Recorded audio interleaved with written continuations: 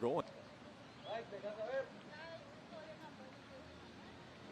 Good morning. Welcome to day 4 of the 2025 Concacaf Boys U-15 Championships, a day that begins with a Central American border clash in League A as Honduras takes on Nicaragua.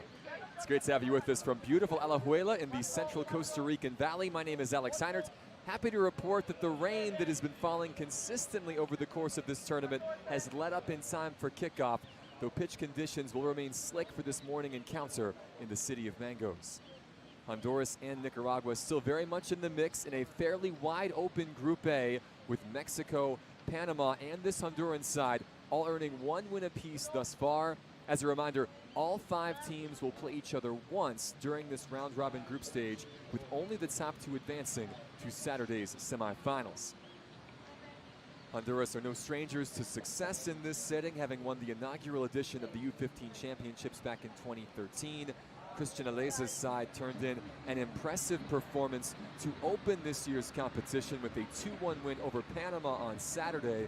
This is their first match since, and the first of 3 matches in 3 days for Los Catrachos. Nicaragua, meanwhile, have 2 matches under their belt at this tournament. The champions of League B from 2023 are still seeking their first victory as members of the U-15 top division. Los Pinoleros drew 0-0 with El Salvador in the competition's opener on Saturday before being humbled a bit by a loaded Mexico side a day later. Holder Flores' squad has had 48 hours to regroup from that 9-0 defeat to El Tri, and they'll be aiming for a better fate today against their long-standing rivals to the north. Now, if you recall your Central American geography, you're aware that these 2 nations are separated by a 590-mile border that stretches from the Pacific Ocean to the Caribbean Sea. Despite being neighbors, though, their senior men's national teams have not faced off in 5 years. Honduras, of course, the more established side at the senior level, having featured in 3 World Cups all time, most recently in 2010 and 2014, while Nicaragua are still waiting for their first World Cup finals berth. The head-to-head between these 2 at senior level has been dominated by the Hondurans, who've claimed 18 wins in the 21 matches played all time. The last time Nicaragua defeated Honduras, it was the spring of 1965, 60 years ago. But that was at senior level. This is the first meeting all time between these 2 at the U-15 level. And here they are facing off on day 4 of these U-15 championships with 3 points in Group A on the line. It'll be Honduras in the all-white, Nicaragua in the all-blue on this Tuesday morning in Alajuela. It should prove to be a fascinating encounter. Honduras versus Nicaragua, a key fixture in Group A, is just ahead right after our national anthems.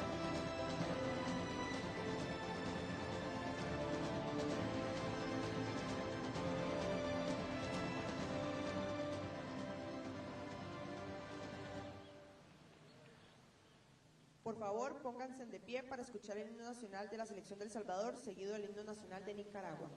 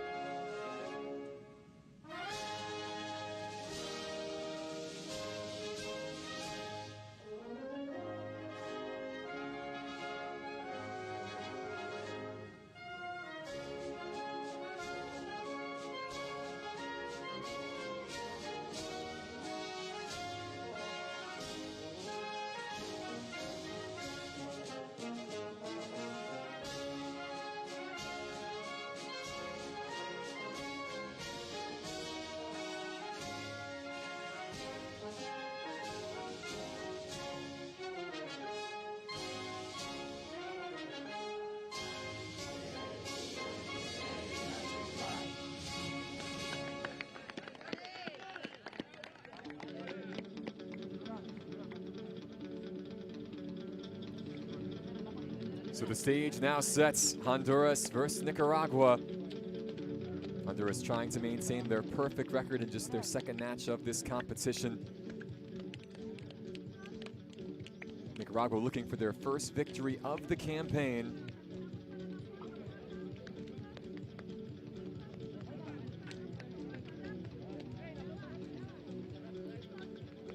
Let's take a look at the opening 11s for today, beginning with Honduras. Christian Aleza has made 6 changes from the side that defeated Panama on Saturday, including in goal, where Jensen Flores will don the gloves this morning. It'll be 5 at the back to start, with Castillo, Ramos, and Ruby all maintaining their places in defense from the weekend. Samuel Villanueva makes his first start of the tournament in this 3-man midfield, while attackers Justin Castillo and Marlon Cáceres will lead the line. See defender Steven Ramos joining your picture there. He will captain Los Catrachos for the second straight match. It's midfield dynamo Holden Mendoza, who's part of a youth setup here in the Central Valley for Costa Rican giants Saprissa. He will wear the armband for Nicaragua. You see Micah Erskine of Guyana will take charge of proceedings this morning. Assistant referees are George Santana and Giselle Louison, while Charlie's Hood of Trinidad and Tobago is our 4th official.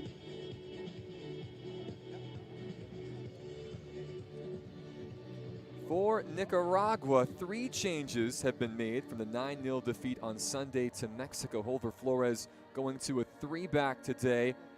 Ricardo Andino keeps his place despite conceding 9 against El Tri. He was really one of the stars of that match, even in defeat. Toruño, Vargas, and Carvajal at the back. It'll be a 4-man midfield, with 3 attackers, Alvarado, Mendoza, and Manzarenas.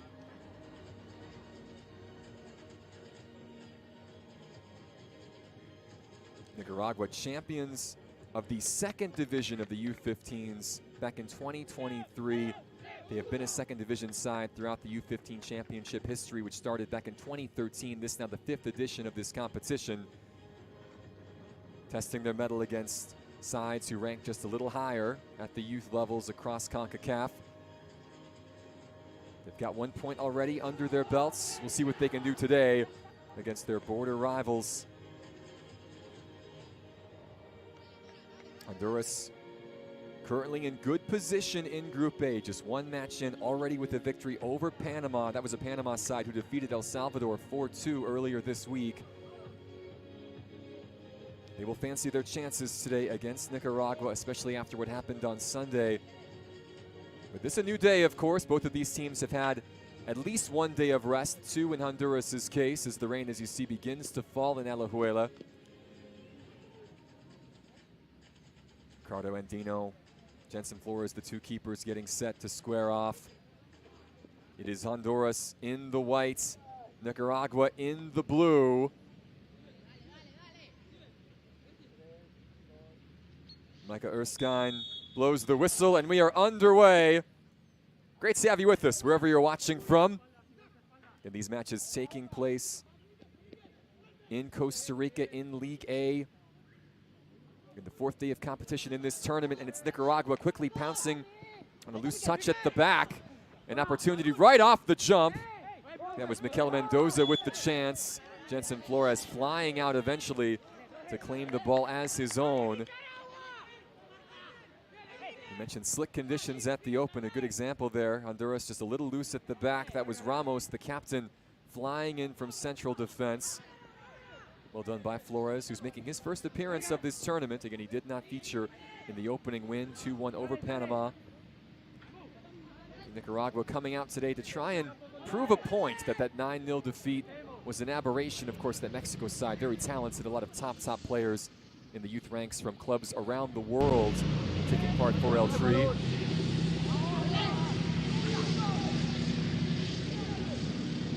This is a Nicaraguan side still looking for their first goal off the competition after drawing 0-0 against El Salvador back on the 2nd of August.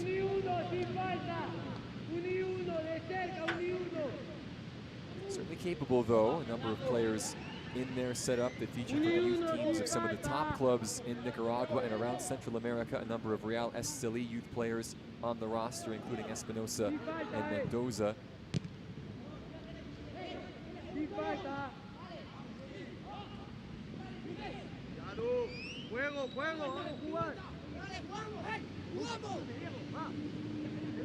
Honduras in possession, going left to right. Early ball forward with his front two to chase. It's an aggressive tackle by Roger Toruño. He whistled for the foul. Toruño, one of 5 players who have started all 3 matches now for Holver Flores in this competition. Justin Castillo plays for Club Olimpia B. Wiped out on that particular play here in the 3rd minute. Free kick opportunity for Honduras, a chance to send something into the box. Samuel Villanueva standing over this.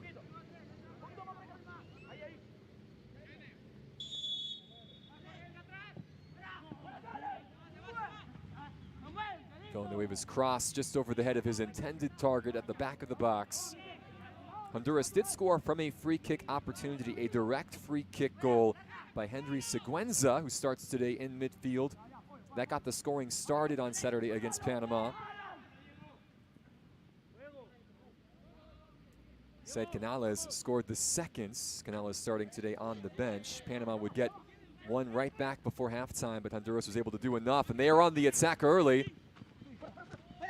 That centering cross eventually covered by Andino.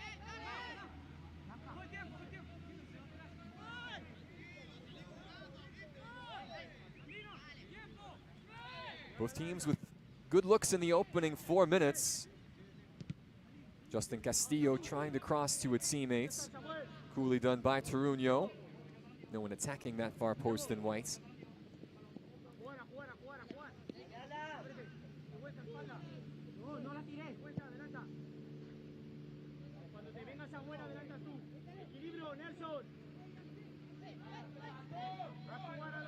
Jean Ruby in midfields.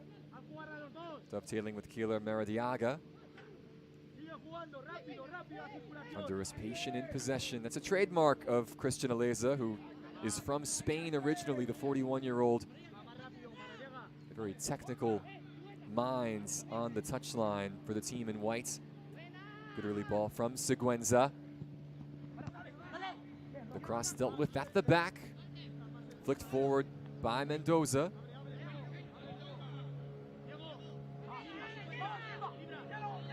Honduras back in possession. This is Marlon Cáceres.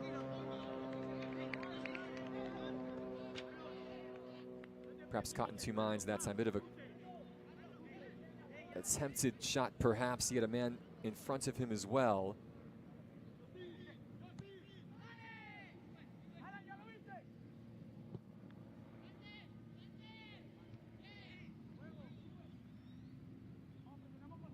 Siguenza once again patrolling midfield, pressured by Kenneth Perales.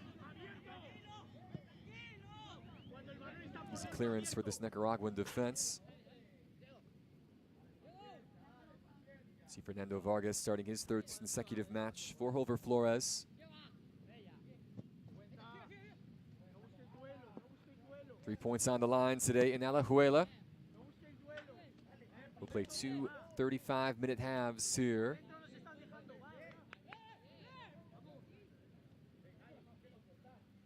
And this is the first of 3 consecutive matches for Honduras. They've had the extra day of rest, but they will be busy. Another shot on the deck from Cáceres, right into the hands of Andino. A tricky road ahead. They will take on Mexico, the group favorites, and one of the favorites to win this competition. Mexico runners-up 2 years ago, I should say. Defeated by the United States in the final back in 2023. That match coming up tomorrow. Honduras will finish on Thursday against El Salvador. There you see Christian Aleza taking charge of this Honduran side. Aleza, officially the Director of Development and Methodology Advisor for the Honduran Football Federation. Originally from Zaragoza, Spain. Nice flick forward. Honduras with the majority of the possession after the early attack from Nicaragua. Can they make it pay now? That ball didn't quite stick at the feet of Maradiaga. Shot from distance off the feet of Toruño. Nicaragua cannot get out at the moment. Here come the whites once again.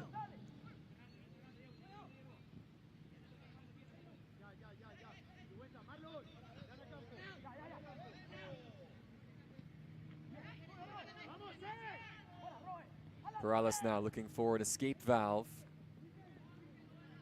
One or two numbers coming forward. You saw Alan Espinoza making the run. His teammates couldn't find him. Lovely weighted through ball as both players go to ground, and that's a painful collision. Cáceres and Fernando Vargas colliding. Both went to grounds, and both in some discomfort.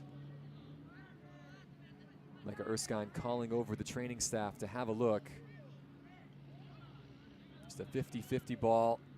And the knee that time of Cáceres going right into the chest of Vargas. And that is a sore one for both.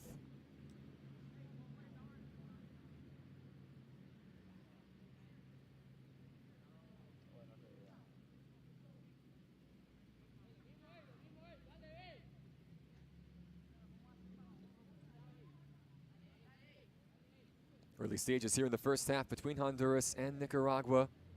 First ever meeting at the U-15 level between these two border rivals in Central America. Honduras already with 3 points to the good, currently in third place in the standings on goal difference.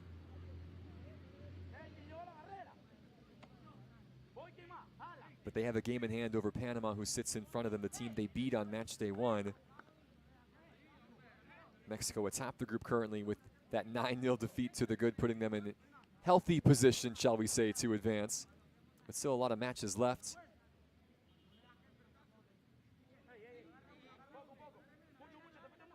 Nicaragua behind the 8 ball a bit with that 9-0 defeat against them.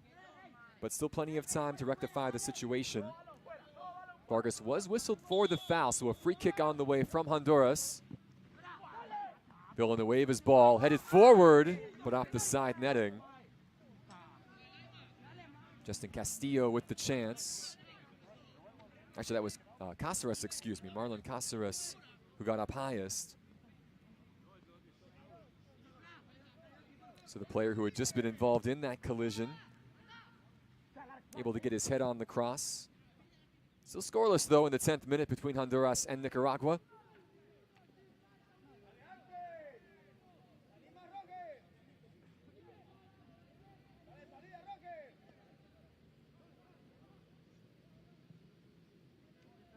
Javier Carvajal trying to connect with Mendoza.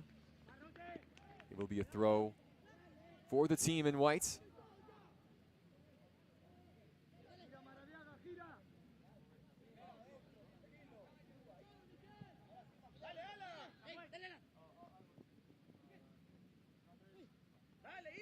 Good first touch at the back to evade the pressure of Alan Espinoza. Honduras patient in possession. We mentioned their head coach from Spain, trained in Spain, believes in the Spanish style of possession, possession, possession. We've seen that so far.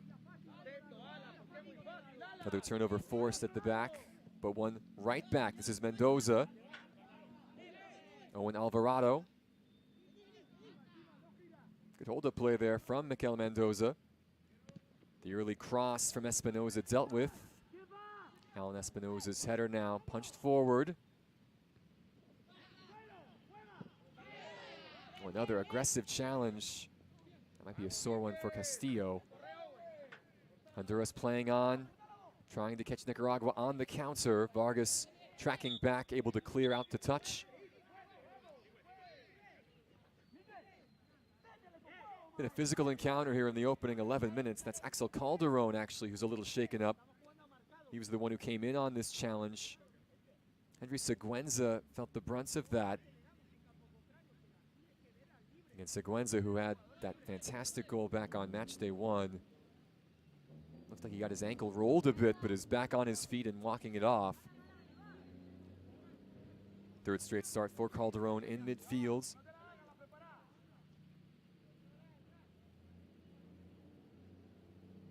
Christian Aleza would like what he's seen so far, both in this match and throughout this tournament. At the bottom of your screen in the blue, there is Holver Flores, just 28 years old. Trying to get his Nicaraguan side on the board for the first time in this tournament. Calderon coming off for a moment. Looks no worse for wear, though he will be set to continue when the official allows him to. Micah Erskine with the glance over to the touchline.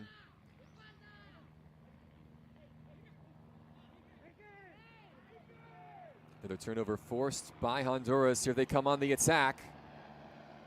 That square ball a little too strong.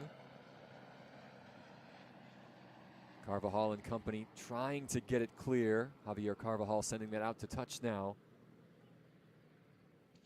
The majority of these opening 12 minutes have been played down at Ricardo Andino's end. He's not had to make any saves yet. He was a busy man just 2 days ago against Mexico. Despite conceding 9 times, he had a number of fantastic saves. It could have been much worse for Nicaragua in that defeat to El Tri. Can Honduras test him here? Not on this occasion. Good job by Calderon. His outlet ball, though, headed off.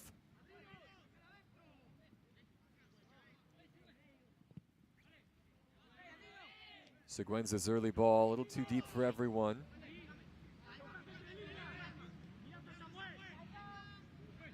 This is Calderon again in the middle of your picture going down. This is a worrying sign for Nicaragua. Second time in quick succession that Axel Calderon, who's a part of the Managua FC setup in the youth system, has needed attention.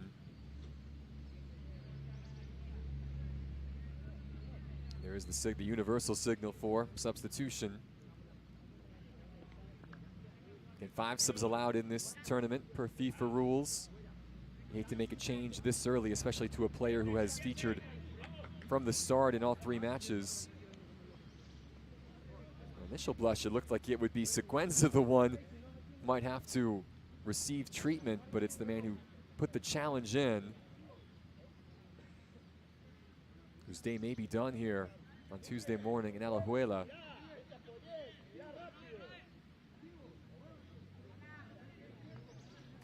Eider Gonzalez getting set to come on now. So an early 15th minute substitution, a forced change for Holver Flores as Axel Calderon unable to continue. A tough break for that young man. You hope that it's nothing too serious. Again, Nicaragua still with 2 matches to come. They will play against Panama coming up on Wednesday. All right, so just the 1 match to come. Just Panama tomorrow prior to the knockout stages after today.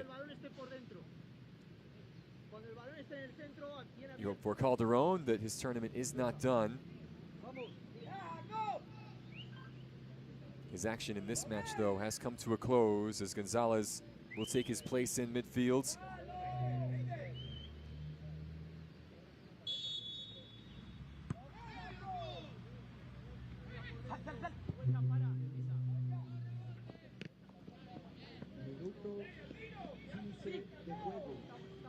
Eider Gonzalez did start the first 2 matches for Holver Flores of this competition.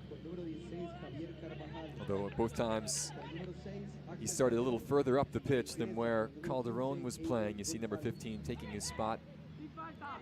A tall, elegant player, more of an attacker perhaps than Calderon, so a reshuffle you would expect from Flores midway through this first half. Nicaragua have one to throw now, deep in the Honduras third. See what they can make of it here. Alvarado pressured, but able to maintain possession to Espinosa. And the flag goes up now for offside.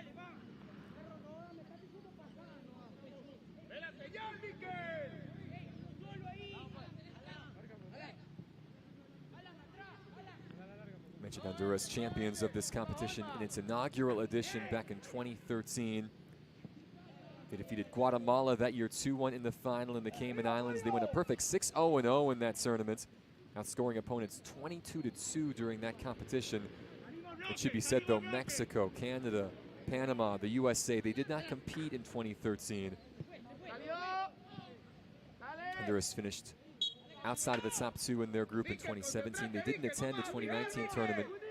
They did bounce back, though, to win in 2023. They won their group, I should say, falling to Jamaica 4-1 in the quarterfinals. As this is a U-15 championship, none of the players, of course, from that tournament are still on this side. Same story with the group from Nicaragua, who won the second division championship in 2023. A lot of the managerial setup, though, is still the same for both sides. The infrastructure very similar. Both of these countries at this level used to success. Another long ball forward, lovely flick ahead, and just off target. That was Justin Castillo, his first real sight of goal of this match. Castillo, who plays for Club Olimpia. Good idea that time, getting to the ball first. Quick transition from Honduras, nearly putting Nicaragua behind in this match in the opening 20 minutes. This Nicaraguan backline, though, holding their own so far after conceding 9 times just 2 days ago. Leonard Manzanares trying to put the pressure on. Carvajal set to take this throw. Once again in the attacking third, a rare position for Nicaragua in this opening half.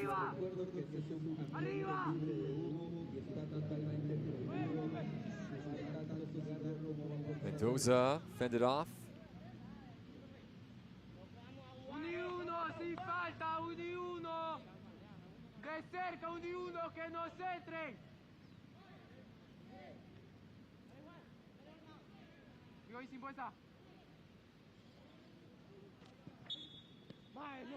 Oh, the flag up for offside.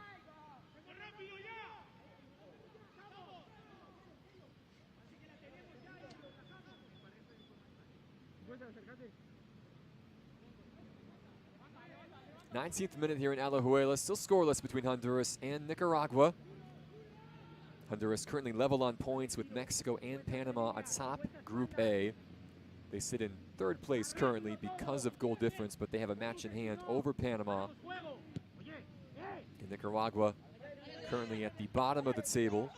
1 point to the good after that draw against El Salvador, as a foul is whistled here and a yellow card being shown. First card issued of the match, Samuel Villanueva, carded here in the 20th minute. Late challenge from behind on Alan Espinoza. So Villanueva shown yellow here in the 20th.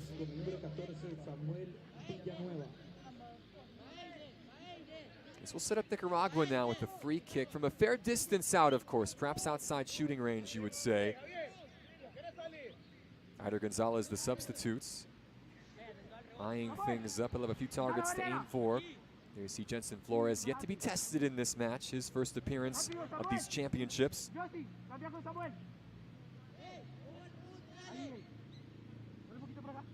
What can Nicaragua conjure here? Gonzalez standing over the ball, some 35 yards away from goal.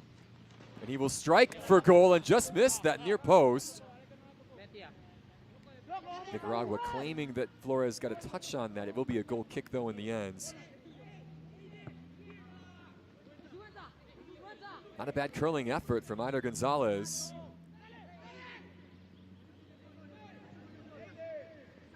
You would say, though, that Flores had it covered all the way, and those replays do confirm that the goalkeeper did not get a touch.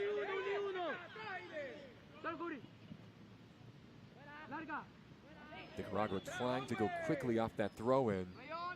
Honduras ready for the danger. Castillo, good hold-up play. And he gets the return as well. Able to sneak past Toruño. Justin Castillo able to win a corner for Honduras, the first of the match.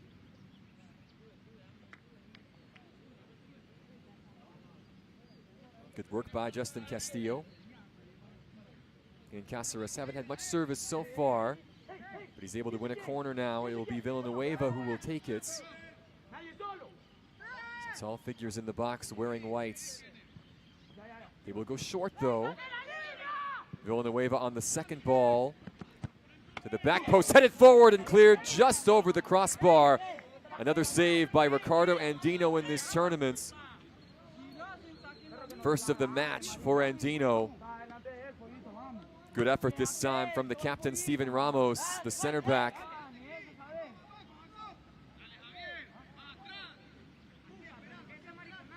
Good opportunity in the 22nd minute for Honduras to open the scoring. Andino, as he did often on Sunday against Mexico, able to deny the opposition. The second corner in quick succession did not beat the first man. Holman Mendoza, the captain, trying to help relieve the pressure. It is Nicaragua attacking down this right flank. Mendoza forward towards Mikel Mendoza. Throw for the team in blue. Nelson Castillo, a frustrated figure at the moment.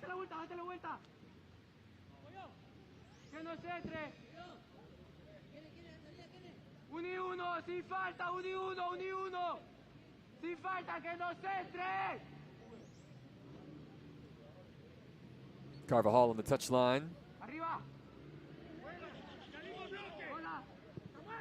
Honduras through Villanueva, getting the ball forward. This will roll all the way to Andino, just barely across the 18-yard box. Castillo was once again giving chase. Another long ball that Nicaragua attempts. Honduras able to deal with it. Seguenza in midfield, back out wide. Henry Seguenza once again. Cáceres. Vargas doing the defending, and it was off of Marlon Cáceres. Little shake of the head. Good defensive work by this Nicaraguan back three. They have had the majority of the defending to do in these opening 23 minutes. And they have held their own so far against a team that has scored a couple of times in this tournament and is feeling good with an extra day of rest coming in. You would say on paper coming into this tournament, Mexico, Honduras, Panama, those three would have been favored. Two of the three, of course, to escape out of Group A. I think many would feel that Mexico would likely have one of the two spots in the semis out of this group. Having beaten Panama already, Honduras will feel good about their chances to claim the other. A lot of work to do, though. Los Catrachos certainly not in the knockout stages just yet, and they are being pushed here by Nicaragua. Neither side yet to make the breakthrough, however, in the opening 24 minutes. Ramos' early ball forward once again dealt with. Not convincingly, though. Cáceres able to win this. His cross. Alvarado and Vargas there to meet it. Cáceres going down. Still fighting for it.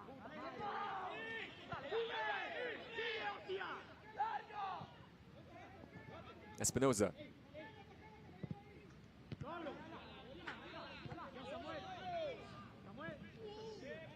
Either Gonzalez, another tough collision in midfield. Gonzalez coming in strong on Steven Ramos. And this will be a card for Eider Gonzalez here in the 26th minute. So 11 minutes after coming on, Eider Gonzalez going into Micah Erskine's book. And that is a sore one for Ramos, the captain.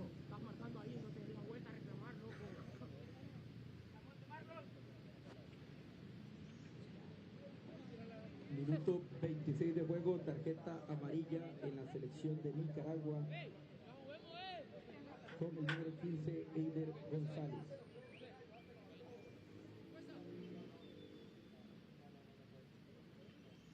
Christian Aleza's side has had the majority of possession in this first half. They've had some decent chances, earned a couple of free kick opportunities. Did not find a way past this stubborn Nicaraguan defense, though, who have really come together after being torn to bits just a couple of days ago by Mexico. Different story here this morning in Alajuela. Good sportsmanship there by Gonzalez. A little shake of the hand to Ramos, who appears to be good to go. Steven Ramos having come closest in this first half off a corner kick to getting the scoring started for Honduras.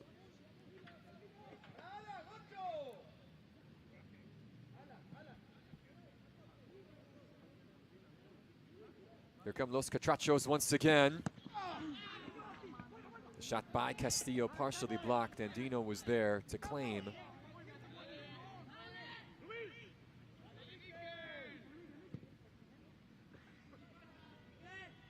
Another hopeful ball forward that Nelson Castillo can deal with.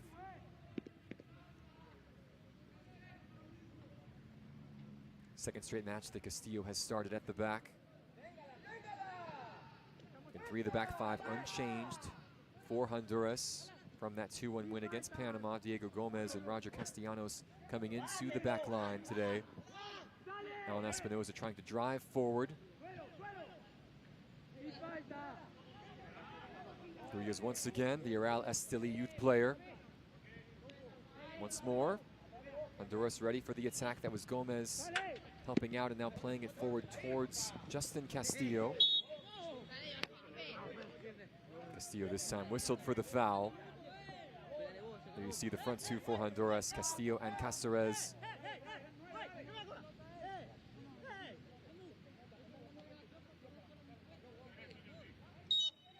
Castillo would say that was shoulder to shoulder, but the shove in the back enough to draw the whistle.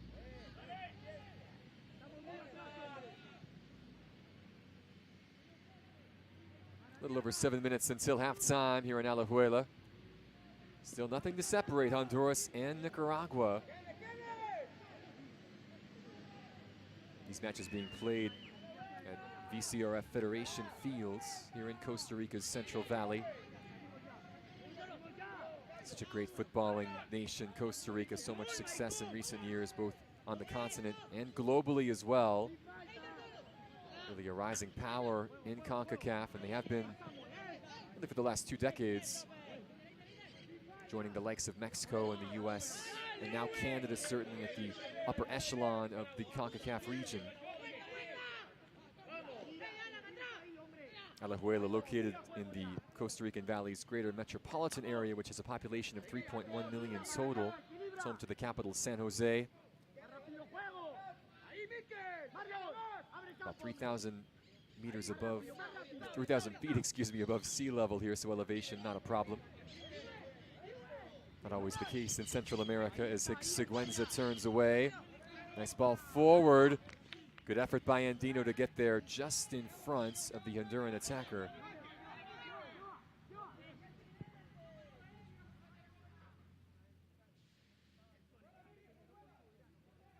Kel Mendoza turning away from trouble, assessing his options. Perales, Eider Gonzalez, he'll let this run. Espinoza now, getting past one. Couldn't get past the second though. That was Ramos getting in the way. Here come Nicaragua once again. Toruño intercepting. It will take a deflection, but it will be a goal kick for Jensen Flores. Get a 3rd consecutive start for Roger Toruño in defense for Holver Flores. And Flores just 28 from Esteli, Nicaragua. He was a youth player at Real Esteli. He quit playing, though, as a teenager to focus on coaching. Just like Aleza, Flores studied in Spain. He obtained a UEFA A license before returning to his home country to coach at Real Esteli, first as an assistant, and then as the first-team manager at just 22 years old. Real Esteli, one of the top clubs in Nicaragua. He led them to 3 straight top-flight titles, did Holver Flores, from 2019 to 2021. That year he was appointed to Nicaragua's youth setup. He started as the U-20 head coach. Now taking charge of the U-15s here for this tournament. Flores a wonderkind in every sense. His team on the attack now. This is Espinoza. Did that take a deflection? No, it did not. Alan Espinoza, though, has looked lively down this left flank. Second straight start for Espinoza. Featured off the bench in that opening draw against El Salvador on Saturday. Played from the start against Mexico on Sunday.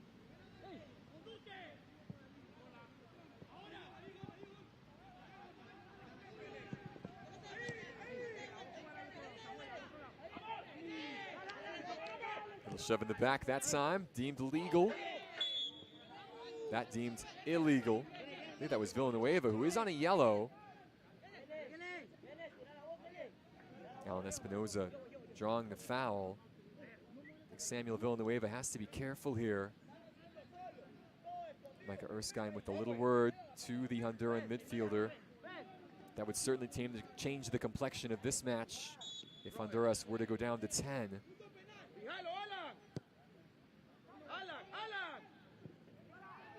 Cross from Alvarado, headed by Nelson Castillo, out of danger. Caceres's flick, picked up by Villanueva. Actually, this is Diego Gomez now. Loose in midfield, Holman Mendoza trying to get it out wide. Manzanares does not win that particular battle, but is fouled in the act. Keeler Meradiaga, the guilty party. Great opportunity now for Nicaragua just before halftime here in the 33rd minute.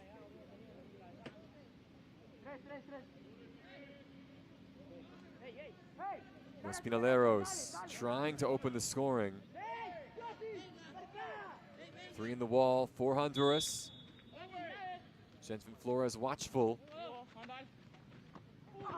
Off the fingertips of Flores that time.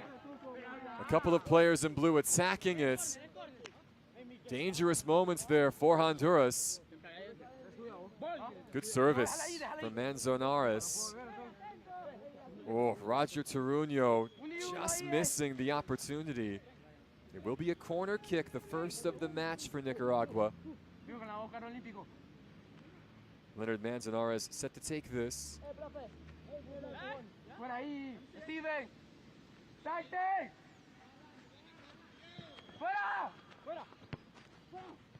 The service headed clear. Can Honduras catch Nicaragua on the break now? Not in this particular exchange. Gonzalez back on the ball. Good defending though by Honduras once again. Caceres. Alvarado standing his grounds. Mikel Mendoza pushed out wide and closed down eventually. It will be a throw for Nicaragua though here in the 35th. Final minute of this first half, with likely a bit of stoppage to come. Micah Erskine, perhaps just waiting a moment for Jean Ruby. Looks like he's a little shaken up to catch his breath before the whistle will blow for the restart.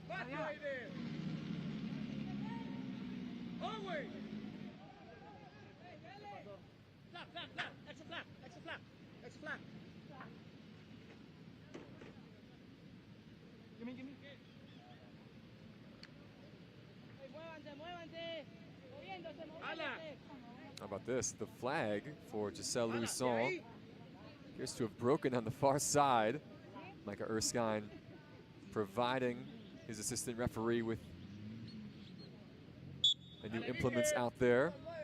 We're hearing, by the way, 2 minutes of additional time to this first half, perhaps just a bit more now after that latest stoppage.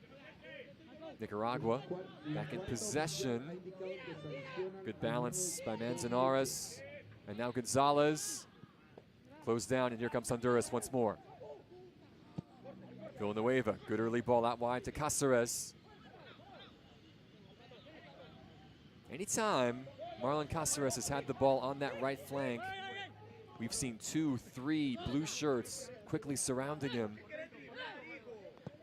He's back in possession now, though, only for a moment. His pass picked off. Holman Mendoza, though, can't make it stick in midfields. Lovely 1-2. Caceres on the attack, eluding Vargas. He's got a man to aim for. Castillo on the deck, and there is the opener. Justin Castillo in first half stoppage time off a lovely feed from Marlon Caceres, and Honduras take the lead.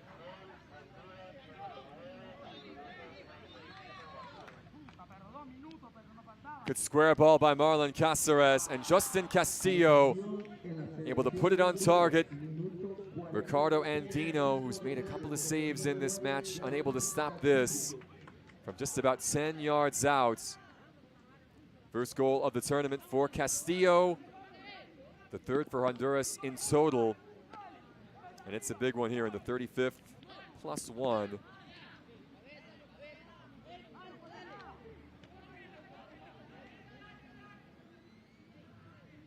So Honduras take the 1-0 advantage just before halftime. That's a big boost to Christian Aleza's side and a big blow for Holver Flores and company, who had defended so well in the opening 35. Justin Castillo, though, and Marlon Cáceres able to combine. Good counter-attacking move from Honduras, and they make Nicaragua pay. Fernando Vargas going to ground, couldn't get it off of Cáceres. And these two attackers who did not start the first match, both Castillo and Cáceres, began on the bench against Panama in the 2-1 victory. They are trusted by Aleza here in match number 2, and they provide the goal. Villanueva now fouls, but there will not be time in this first half to take the free kick. Micah Erskine blows the whistle, and we will head to the halftime interval with that man having the only goal of the first half. Justin Castillo just on the stroke of halftime, opening the scoring. Nicaragua defended well, but in the end, Honduras able to find the breakthrough. 35 minutes gone here in Alajuela. It is Honduras 1, Nicaragua 0 at halftime.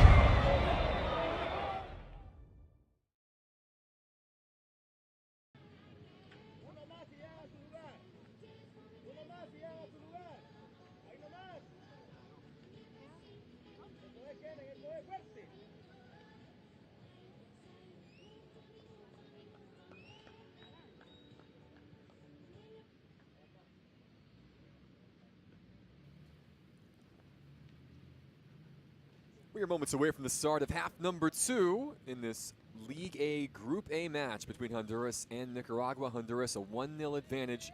That late goal just before halftime from Justin Castillo, the difference. You see a change being made for Honduras.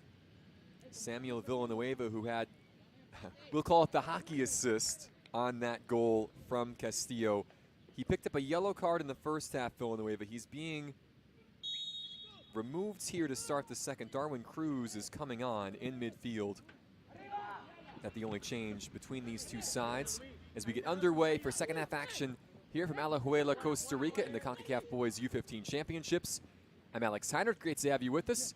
A rainy morning in Alajuela in the Costa Rican Central Valley today. We'll take a little sprinkle though versus what we've seen over the course of this tournament. It is August and that it means the rainy season in the Costa Rican Central Valley.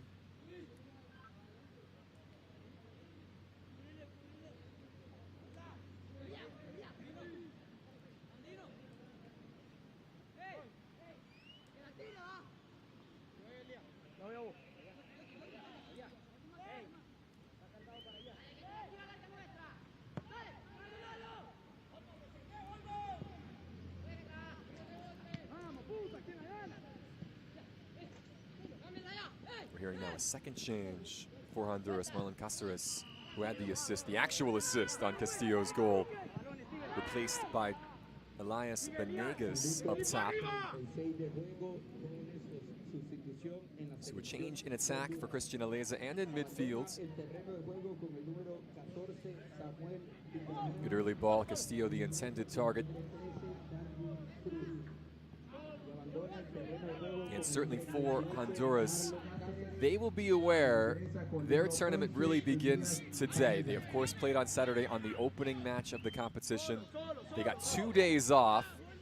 Again, a unique setup with 5 teams in this group. Just 4, by the way, in League A. 9 teams in this top division.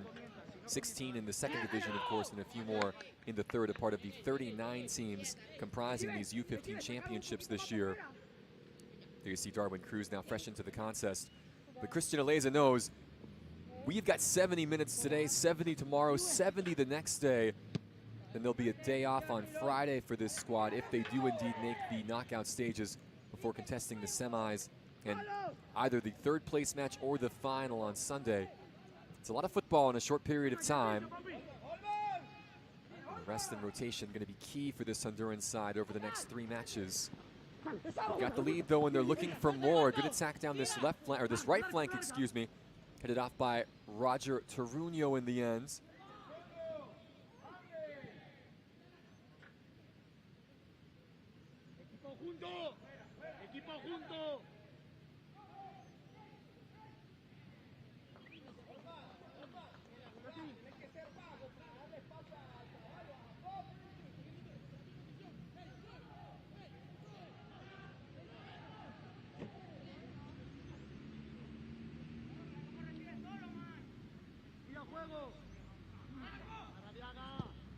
A loose pass, good effort by Nelson Castillo to make up for the mistake and get it clear. Nicaragua, though, coming back at this Honduran back line. Oh, the flag will go up. A good chance there for Mikel Mendoza, but he hit straight offside. Nelson Castillo was hustling back in defense. Another loose back pass pounced upon. Eider Gonzalez, partially blocked that time by Castillo. Flores happy to hang on. 1 or 2 nervy moments at the back to open the second half for Honduras. In Nicaragua, net yet to score through 5 halves of football in this tournament. And now they've got some defending to do once again. The centering cross goes past everyone. It was Benegas attacking it. Kept in play by Justin Castillo. Off the fingertips, and it's a tap-in. Ricardo Andino unable to hang on to the cross. John Ruby right there. Honduras doubling the advantage off a mistake from the Nicaraguan keeper. This was great hustle from Justin Castillo to keep it in play. One unfortunate here, a rainy morning in Costa Rica, right through the hands of Andino. And give Ruby a lot of credit that time, attacking it.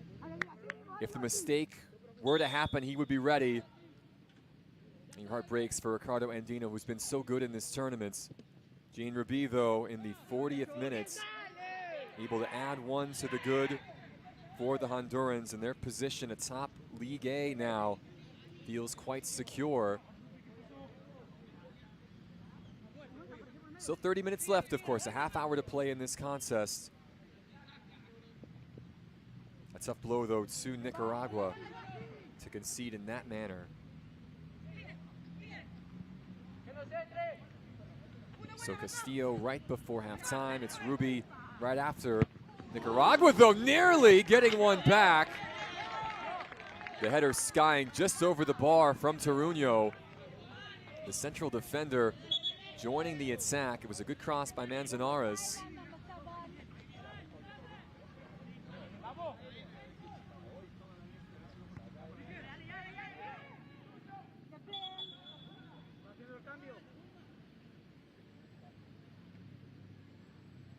Now Nicaragua will make the change. Holman Mendoza, the captain, will be replaced here in midfield. One of a couple of changes. Cesar Morales and Anthony Vargas getting set to enter the fray.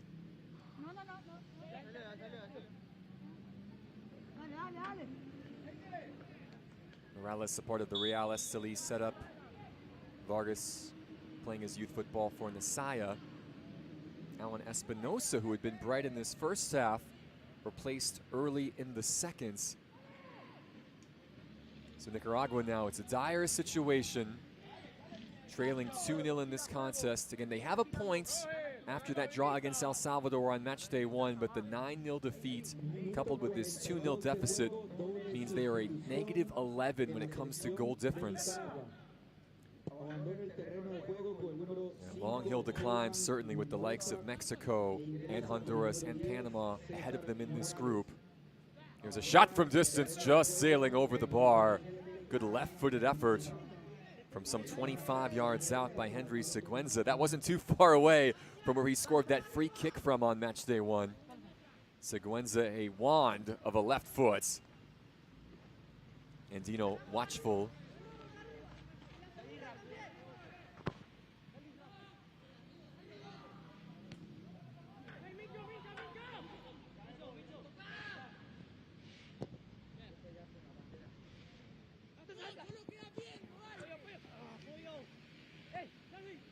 Honduras back in possession. Darwin Cruz, bit of a dangerous back pass that time. Justin Castillo took an elbow to the temple and will draw the foul.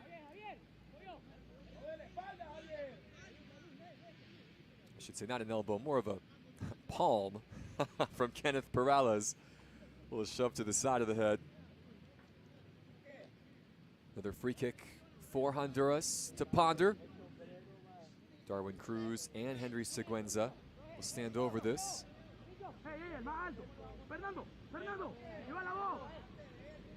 This nearly 40 yards out, though. It will be Siguenza who will try it. Oh, tipped to the bar and out by Andino. A dipping effort from long range.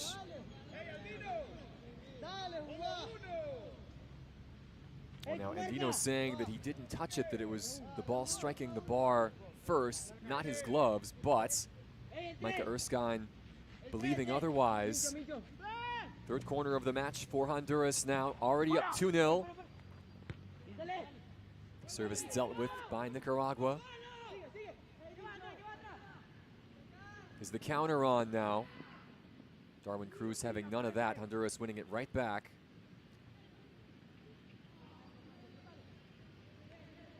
Fernando Vargas able to poke it away from Justin Castillo.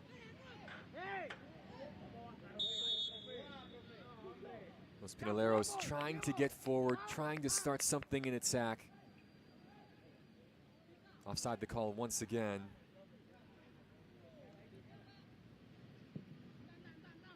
It's been that kind of a day and that kind of a tournament for Nicaragua. Their attack yet to spark to life through 2+ matches.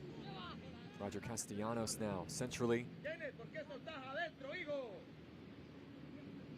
Blue shirts behind the ball, and now they can break forward perhaps.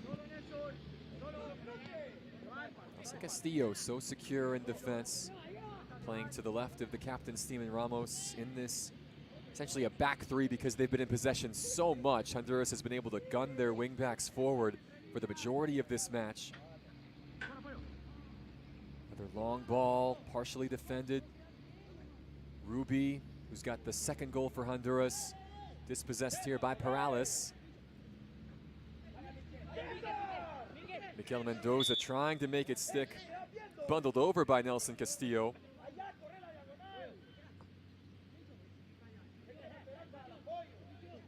Mendoza, who's perhaps come closest from open play for Nicaragua in this match. He had a good chance early in this half, but he was ruled offside in the end. Able to draw the foul and allow Eider Gonzalez an opportunity at another free kick.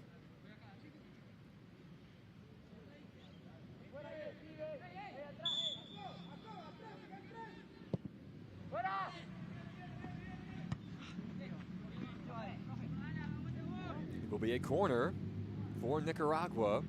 Not much Fernando Vargas, excuse me, not much Ramos could do about that, but sends it out.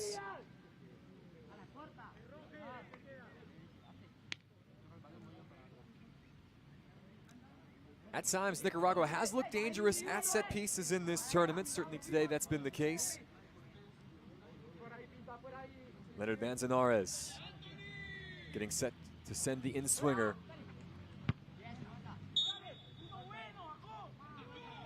Foul against the attacking team this time.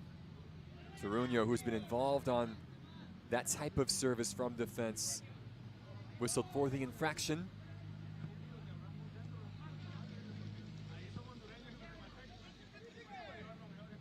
'47th minute here in Alajuela. Honduras with a goal on either side of halftime. Justin Castillo opening the scoring in first half stoppage time. Jean Ruby, just 5 minutes into the second half, doubling Los Catrachos' advantage. Mikel Mendoza trying to pull one back for Nicaragua now. 4 white shirts though in front of him.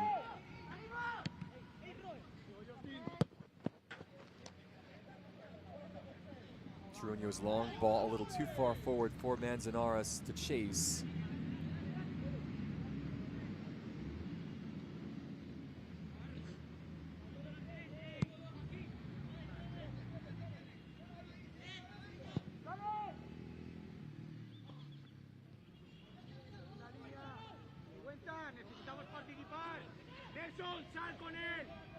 Manzanares now back to Gonzalez, who's wearing the captain's armband in place of Holman Mendoza. Cesar Morales trying to connect with the teammates. Honduras right there in the end. This Honduran defense has not been troubled much today. Castillo.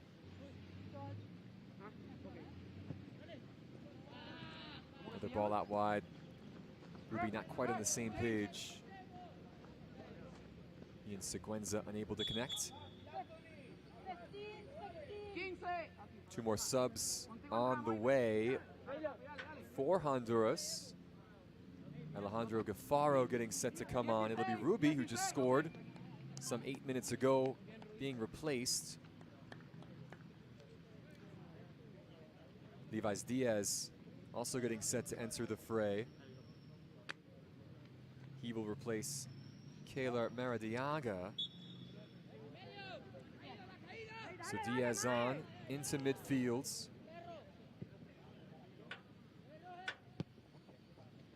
Gaffaro, a forward by trade, replacing Ruby, who started in defense, then slid further up the pitch over the course of the half. We'll see where Gaffaro lines up here, the Motagua man. One more sub available for Christian Aleza as this match goes on. Still 2 more left for Holver Flores.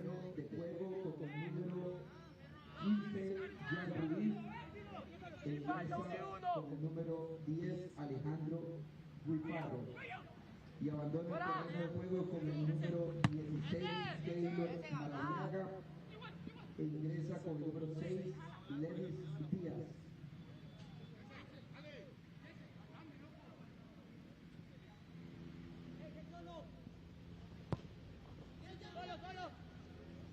Nicaragua back in possession. 50th minute, 20 more to go, plus stoppages here. Third match for Nicaragua, second for Honduras.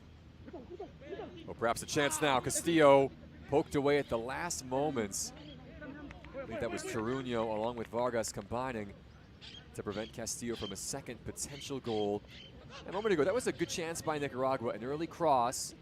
A little miscommunication perhaps as Flores came for it. The defender in front of him clearing it away in the end. This is a Nicaraguan team that will not go down lightly. They will certainly put up a fight until the final whistle. And the Espanegas, the second half substitute, trying to shake free. He will win a corner. The fourth of the match for Honduras. And Toruño a little shaken up after preventing that cross from coming in. Christian Eleza looking on. His side 20 minutes away from going on 6 points in this group to take the advantage. However, Flores knows unless something changes, his side are likely going home following their match tomorrow against Panama, regardless of results.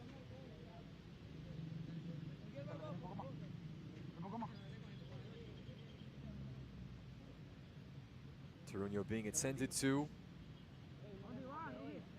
Ricardo Andino perhaps still affected by that second goal that he conceded, again right through his hands on a wet morning here in Alajuela.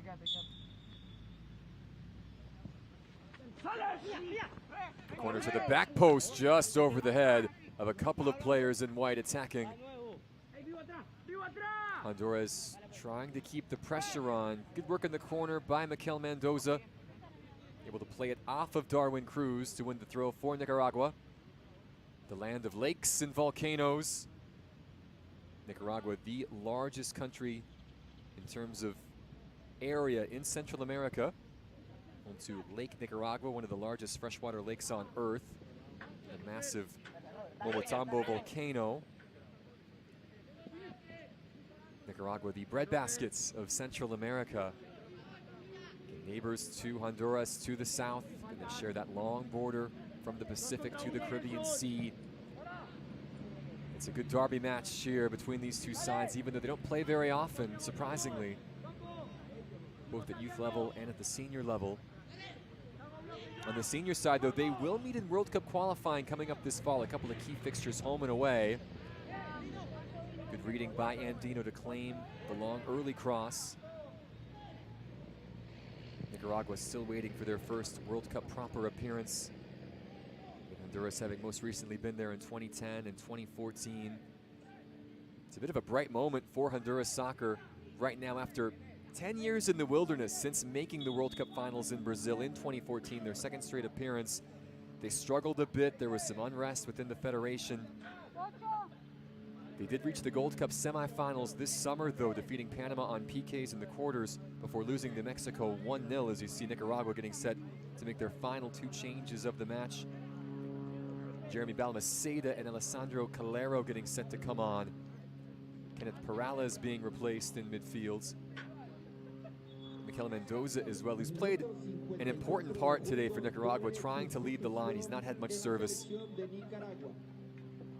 Balmaceda and Calero now coming on. The last roll of the dice for Flores. With a little under 20 minutes to go in this contest. Nicaragua do have a throw here, though, in the attacking third, looking for their first goal of this tournament. Balmaceda couldn't quite get on the end of that. It'll be a goal kick for Flores.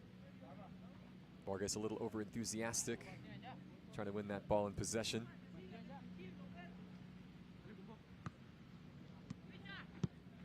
Mentioned Honduras again, World Cup qualifiers for the senior team coming up in September, October, and November against Haiti, Costa Rica, and Nicaragua. 6 matches in the fall that will decide their fate. Nicaragua, very similar story, again playing 6 matches during those 3 windows. A foul here against Nicaragua's front line. The Senior World Cup field expanding to 48 teams, giving Concacaf a couple of more seats at the table. It is, of course, a home World Cup this year for the Concacaf nations.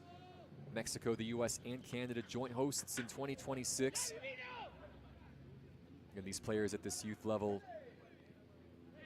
likely won't be in line to play for their national teams in that competition, of course. It'll come a little bit too soon for them, but think of the inspiration they'll draw from that competition being played so close to home.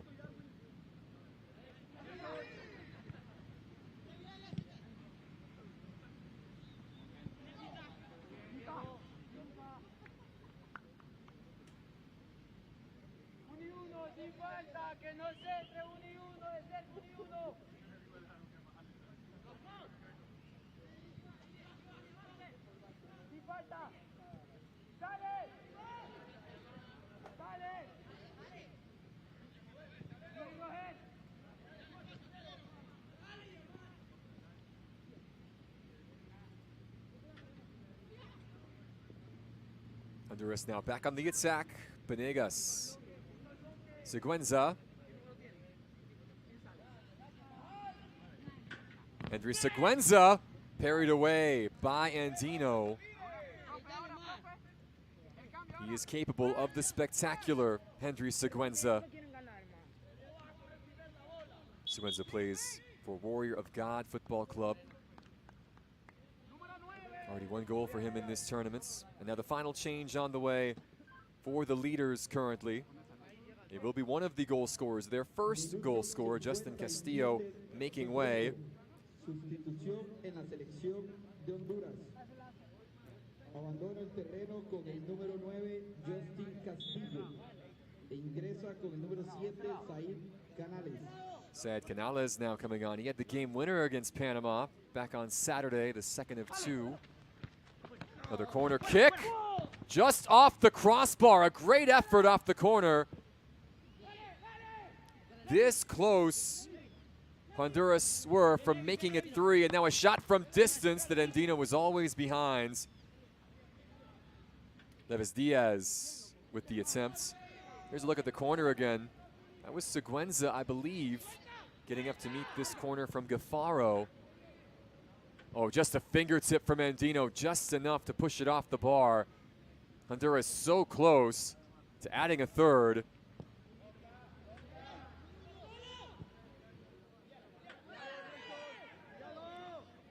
Now it's Nicaragua's turn. Bit of a heavy touch from Alessandro Calero, who just came on moments ago. Honduras back in numbers.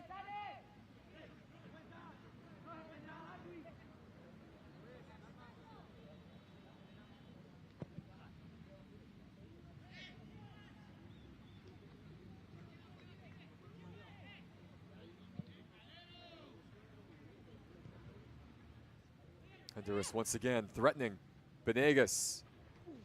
Oh, Elias Benegas did not miss by much. Benegas, one of 4 second-half substitutes. I should say 5, actually. All of Honduras' changes have been made after the opening 35. The UPN FM attacker losing his footing, but still nearly getting that shot on target.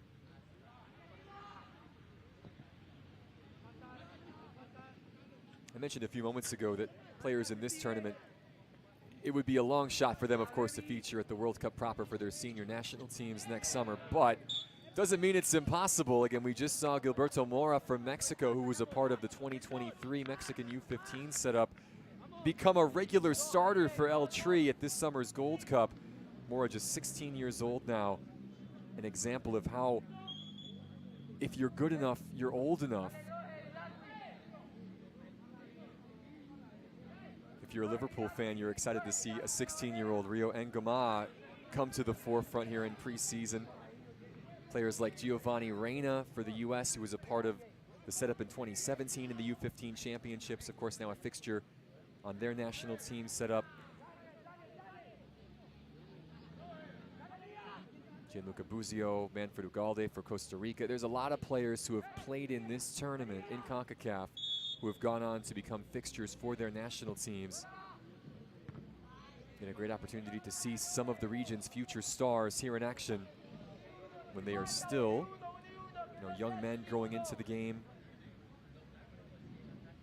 Someone like Seguenza, someone like Mendoza, perhaps. There's a lot of really good players here on the pitch today. We're going to see some more a little later this afternoon, or this morning, I should say, when Mexico take on El Salvador in our second fixture of this Group A doubleheader from Costa Rica.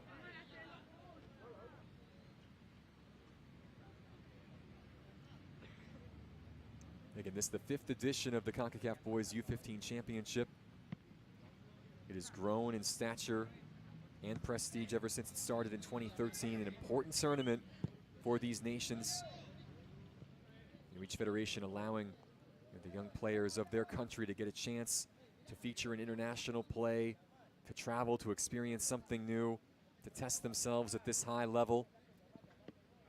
You think about a Nicaraguan side who will likely leave this contest without anything to show for it if this result holds, of course. Again, still 10 minutes left, plus stoppages, you never know. But if it is indeed a second defeat on the trot, now they've got some defending to do here. Watch out, and it is 3. The early ball forward powered home in the 61st minute by Alejandro Gaffaro.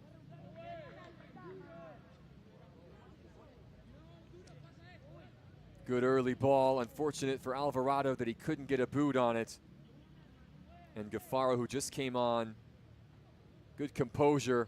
Lovely one-time finish off the half volley. Ricardo Andino helpless to stop it. And it's 3-0 now in favor of Honduras. First goal of the tournament for Gaffaro.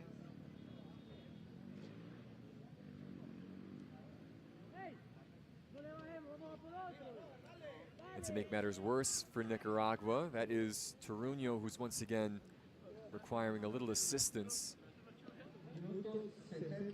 Flores, they have used all their subs. Christian Aleza will be pleased, certainly, with the performance and the result today. His Honduran side were pushed in that first half. This was scoreless through the opening 35 minutes, but in first half stoppage time, Justin Castillo getting the goal. Lovely ball across from Marlon Cáceres to open the scoring right before the interval. They would score 5 minutes into the second half. Jean Ruby capitalizing on a mistake from Ricardo Andino. That goal coming in the 40th. Nicaragua had a couple of half chances perhaps in this second half, but it really has been Honduras putting on the pressure. Alejandro Gaffaro there just some 30 seconds ago, adding a third in transition. I was just speaking about Nicaragua and how this game might not give them the result they were looking for. But even though they might not advance, and you would say it would be a long shot now with just one match to go, and their max points on 4 if they do defeat Panama come Wednesday, they will still cherish the opportunity they've had here in Costa Rica this weekend. You hope for their sake they can find a little joy either over the final 7 minutes here or tomorrow against Los Caballeros.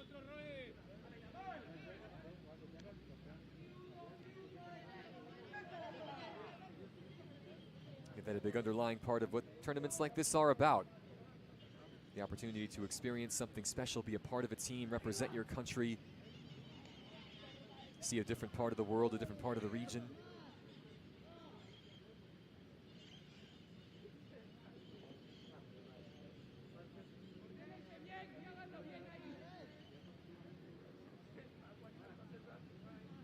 Jensen Flores again making his first appearance of the tournament. Nelson Palomo got the starts in the 2-1 win over Panama for Honduras on match day 1. Both of these coaches understanding, clearly, we talk about experience. It is no sense in just rolling out the same 11 match after match. These kids are here to play. Give them the opportunity to experience this.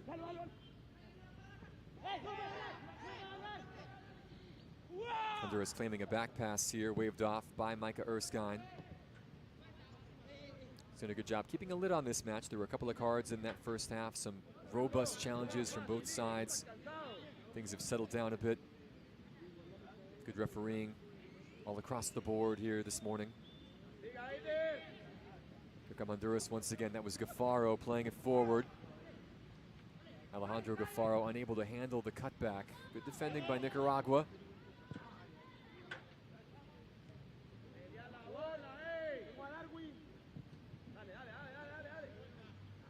Darwin Cruz now. Roger Castellanos, the left wing back, trying to cut inside, defended well.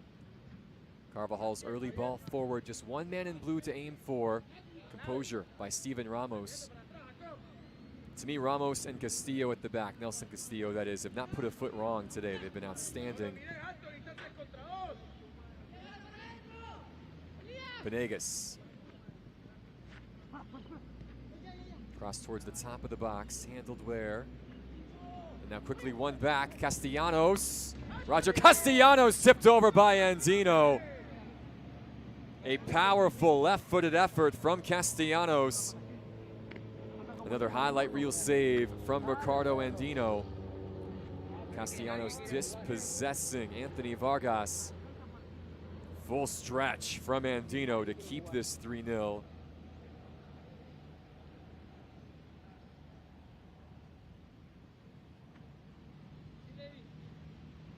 We talked a bit about Mexico being the favorite in this group. Honduras having something to say about that. An impressive win over Panama. They've looked good here today. Another corner on the way. This one headed clear. I believe that was Seguenza who got a head on it. It'll stay in play. Another hopeful ball. Jeremy Balmaceda unable to get that under his spell. 67th minutes here in Alajuela. Honduras creeping closer to another 3 points. They would top the group with 2 matches left for them. Again, a huge match tomorrow against Mexico. This through ball will run just in front of Venegas. The flag was up anyway. Honduras will finish on Thursday with a match against El Salvador. And El Salvador currently level with Nicaragua on 1 point at the bottom of the table. We will see them shortly against Mexico.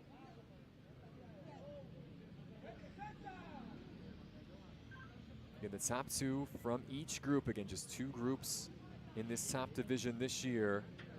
We'll move on to Saturday's semifinals. Honduras in great shape to do so, 2 matches in.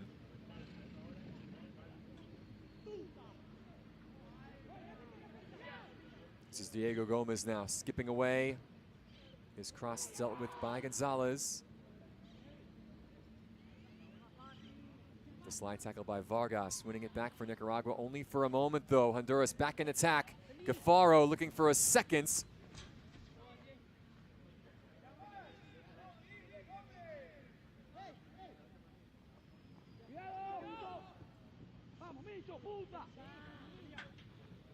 Another turnover. Here is Honduras. Venegas, good save by Andino again, diving quickly to his right.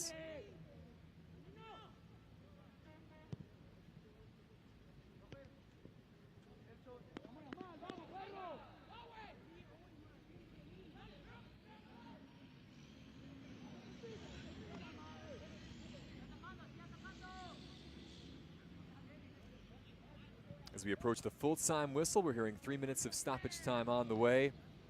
Christian Alesa, his side will have checked about every box here this afternoon.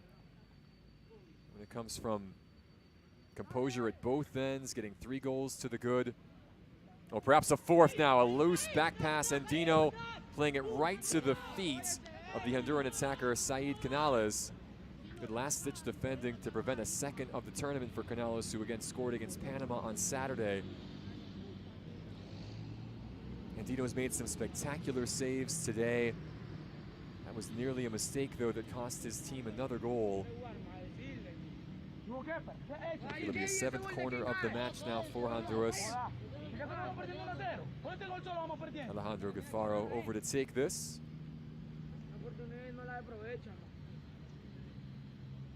Gaffaro and the goalkeeper Flores playing from Motagua. Good ball just over the crossbar. Canales that time was attacking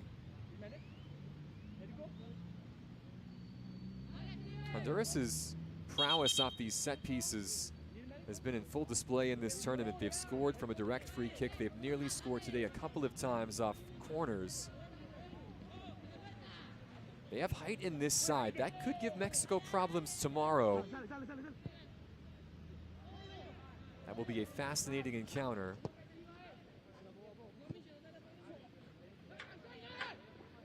Likely the winner of that match will win the group. You don't want to speculate with still a couple of matches to go, but those two teams still perfect as this shot from distance comes in. The flag does go up. It was Balmaceda trying to catch Flores leaning to his right. Wouldn't have counted though. We played the 70 minutes here in this contest in Alajuela. 3 minutes of stoppages on the way. Good turn inside by Cruz. Gets it back from Sequenza, and now safety first all the way back. Ramos out wide.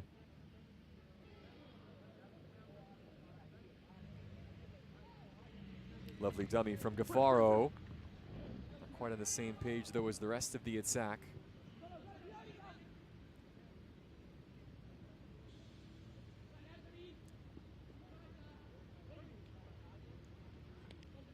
Ball won near the touchline by Cruz for Honduras.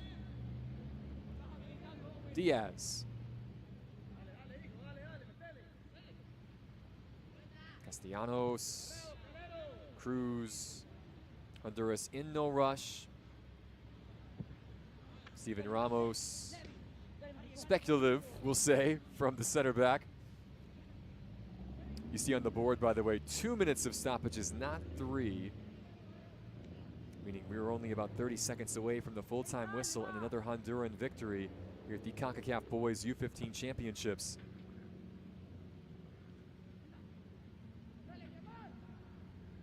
Time for one more attack for Nicaragua.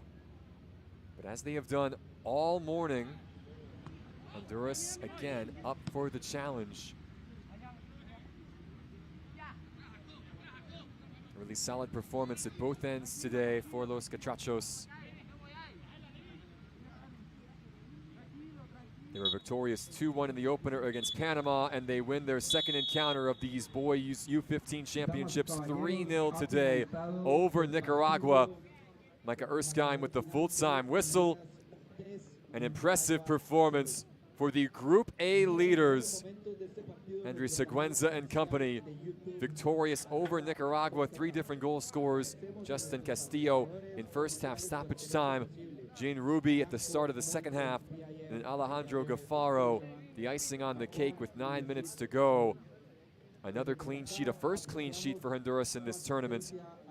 6 points now for Los Catrachos.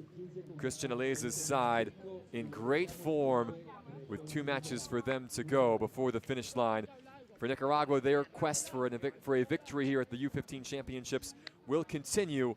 They'll get one more shot coming up tomorrow against Panama.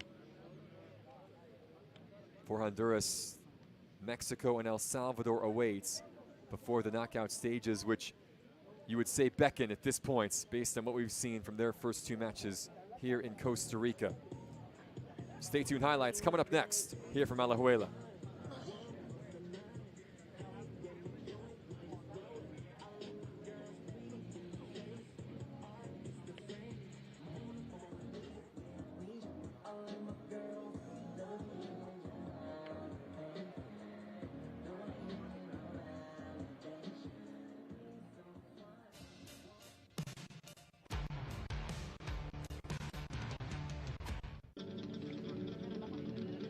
Highlights from this one look like this. Again, these 2 teams coming in with high expectations. Honduras trying to keep their winning run going. Nicaragua trying to get on the board.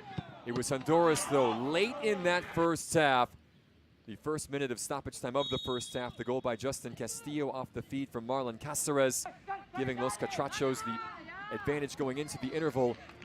Nicaragua and a couple of half chances to start the second. They began brightly, but they would concede again. A mistake from Ricardo Andino. Again, a wet morning in Alajuela. Castillo, the goal scorer, providing this time. Gene Ruby right there to tap home from inside the 6. That made it 2-0 on 40 minutes. Nicaragua came the closest here, this attempt from Roger Toruño off the cross from Leonard Manzanares, just sailing over the crossbar, the central defender, almost getting Nicaragua on the board. It was really all Honduras, though, from there. A couple of good chances from distance. Ricardo Andino forced into a couple of outstanding saves. This one touching the free kick attempt from Henry Siguenza off the crossbar.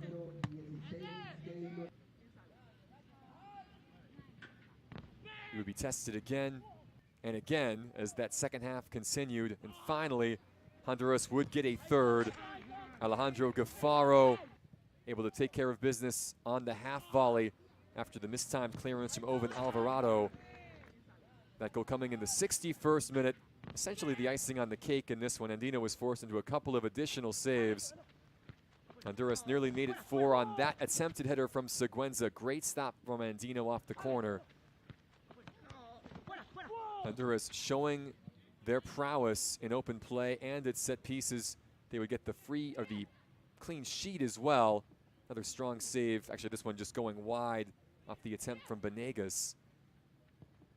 Honduras showing their depth here, able to go to the bench. A number of their players who came on in the second half proved difficult to handle. That attempt from Castellanos pushed aside by Andino. Another corner attempt sailing just over the crossbar. Honduras able to make it 2 wins out of 2 on the day, though, with the 3-0 win over Nicaragua, moving them top of Group A in League A. Los Catrachos looking good in terms of advancement on to Saturday's semifinal after this result and their 2-1 win over Panama.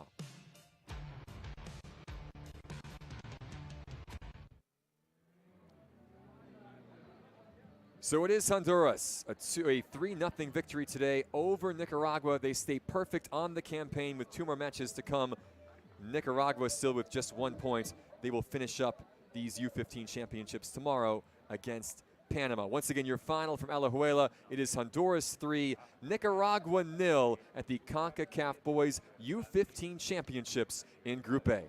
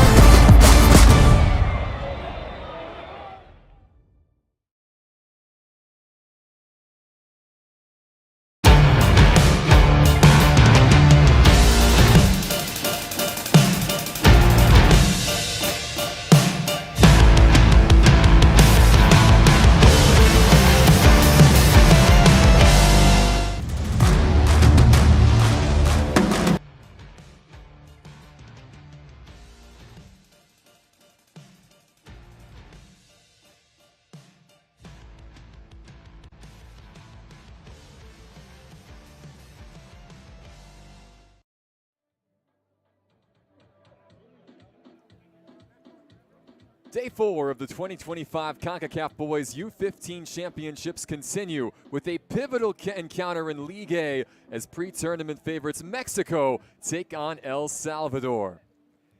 Great to have you with us once again from beautiful Alajuela in the central Costa Rican Valley.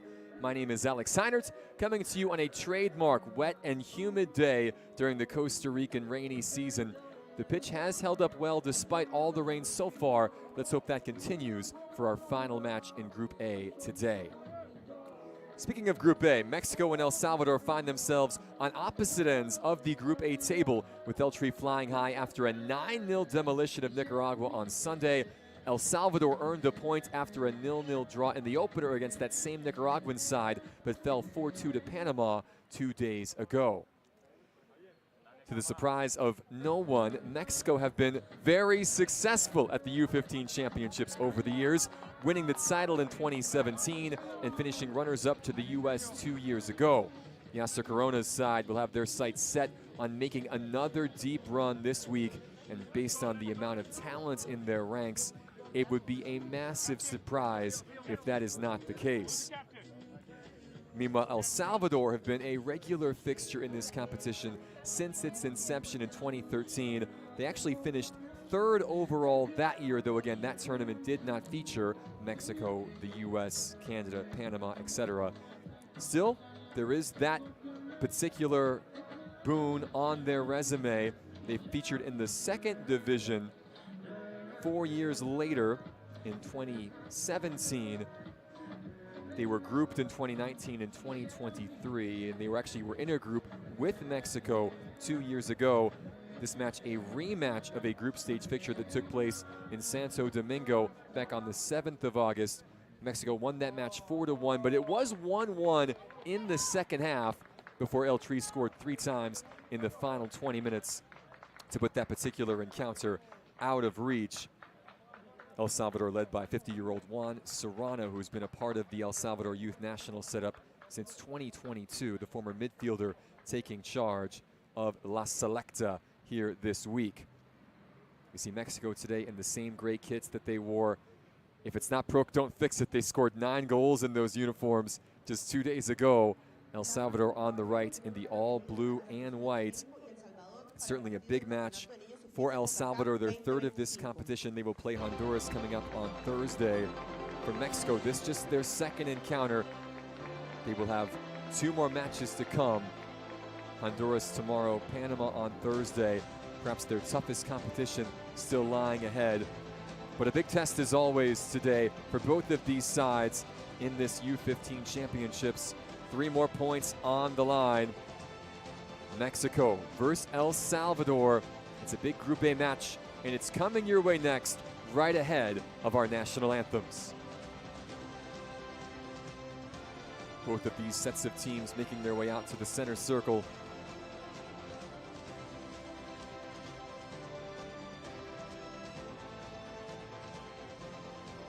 For El Salvador, they will relish this occasion, a chance to take on players who feature in the youth setups, not just here in the U.S. and in Mexico and in North America, but across the sea. A big contest on the way. Kickoff coming up in just moments here from Costa Rica.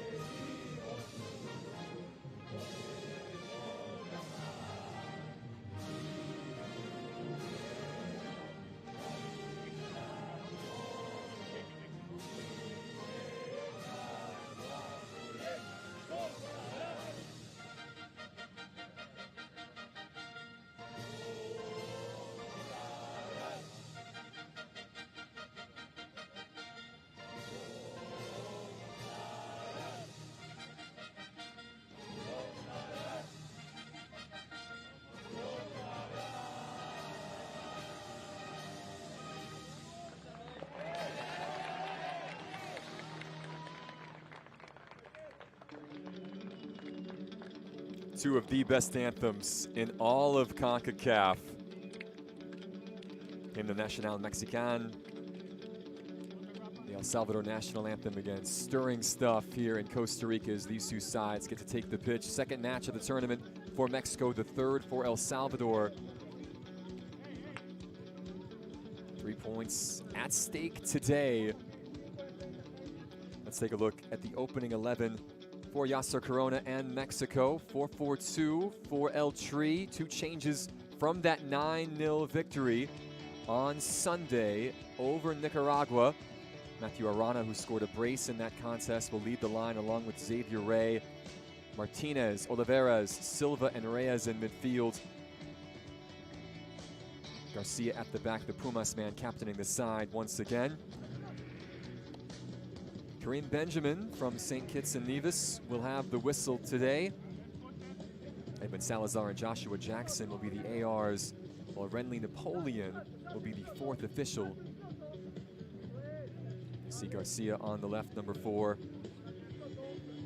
Captaining El Tri once again today for El Salvador. It's Sebastian Camacho wearing the armband for the third consecutive match.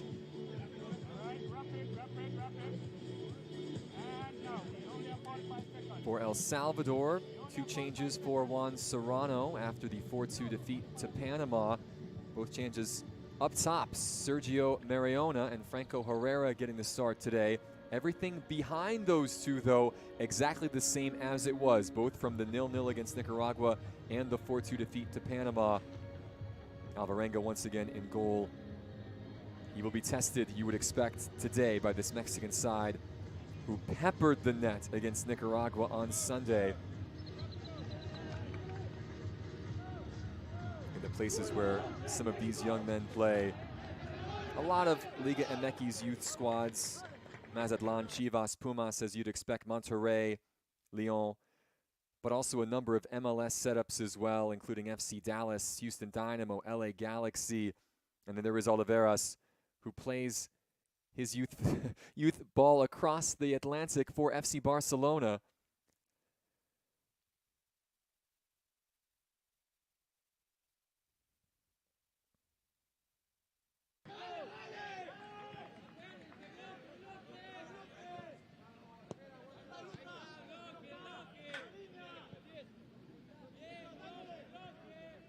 We are underway here from Alajuela in Costa Rica. Great to have you with us for this one. Mexico in the gray, attacking left to right. El Salvador will be doing their best to try and keep this El Tri attack away from goal. There is Robert Oliveras, the Barcelona man. A long ball early in the direction of Juan Carlos Martinez Jr., who also scored 2. Jose Alvarenga quickly there to prevent the threat from forming. These two nations separated by only Guatemala in Central America.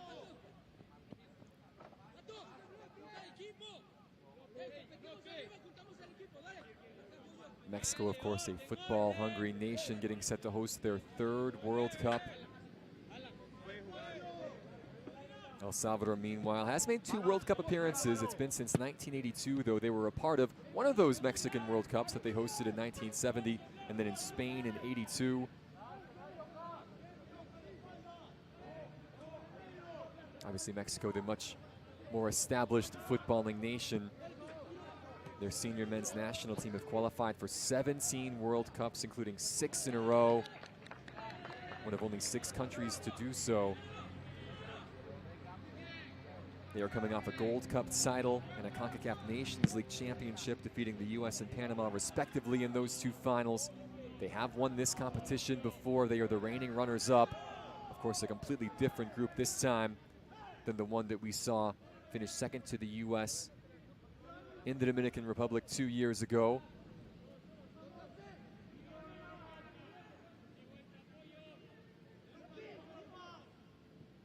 It took them 9 minutes to get on the score sheet on Sunday against Nicaragua. They led that match 4-0 at the half.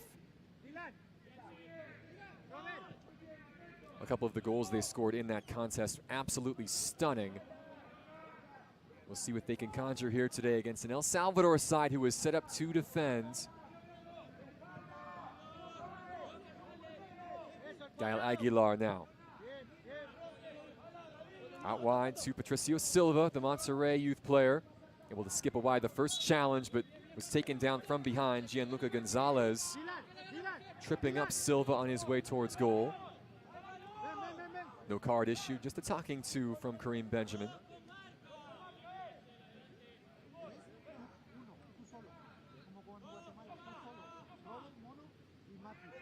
Early free kick opportunity for this Mexico side. And it will be Martinez Jr. to take this, part of the LA Galaxy setup.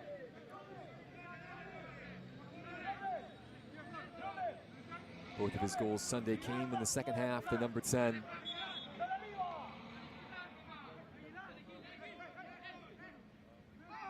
Some pushing and shoving on the edge of the box. Patricio Gil, among others, getting a talking to from Kareem Benjamin.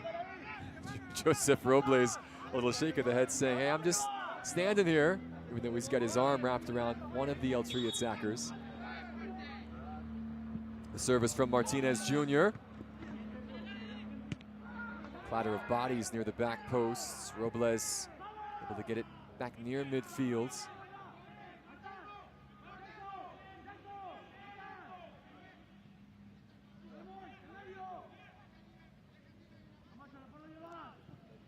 Likely comes as a surprise that on the national team set up from a senior perspective, Mexico the heavy advantage over El Salvador, 36 wins, just 5 defeats and 1 draw.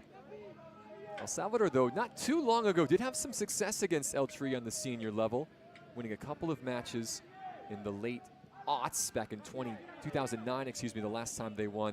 That was in a World Cup qualifier against Mexico. L3's senior side, though, have won 10 straight against La Selecta. Martinez Jr. out wide to Silva.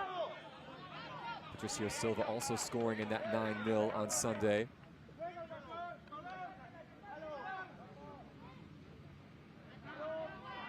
Martinez Jr. able to keep this alive. Robert Oliveras. All the way back to Gil. Garcia.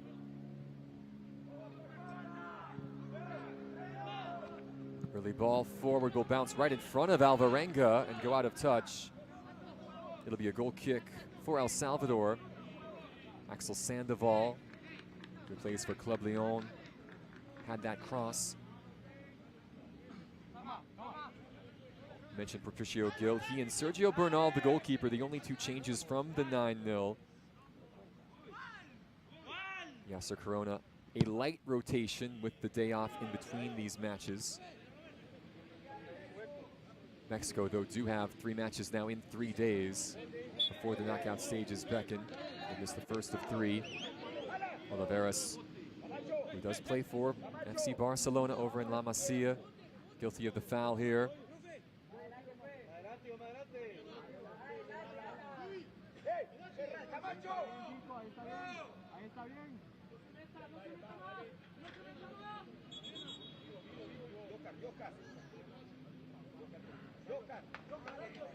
Kareem Benjamin asking this free kick to be taken a little further toward the midfield stripe. Alan Corsillos to send this in.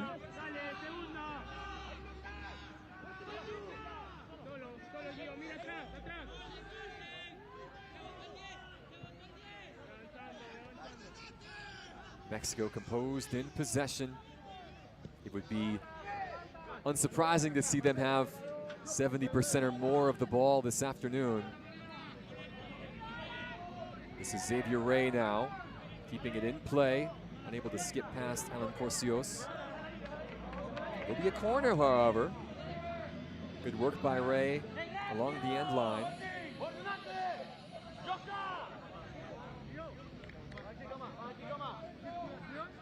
Miguel Herrera in attendance today. How about that?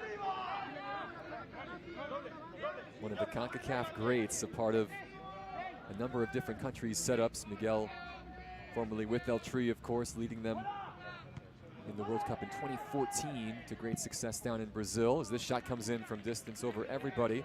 That was Sandoval just missing the target.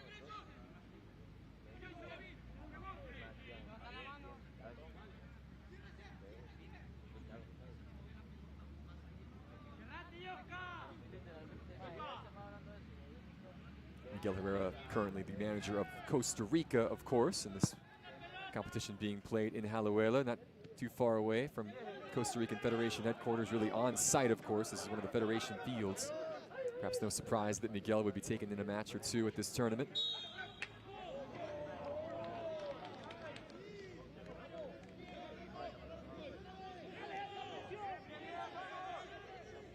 Franco Herrera there, guilty of the foul.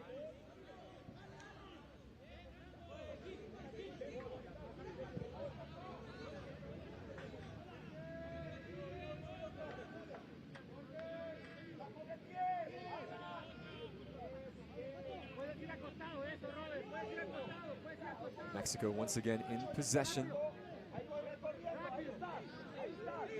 Miguel Aguilar. Silva. Reyes.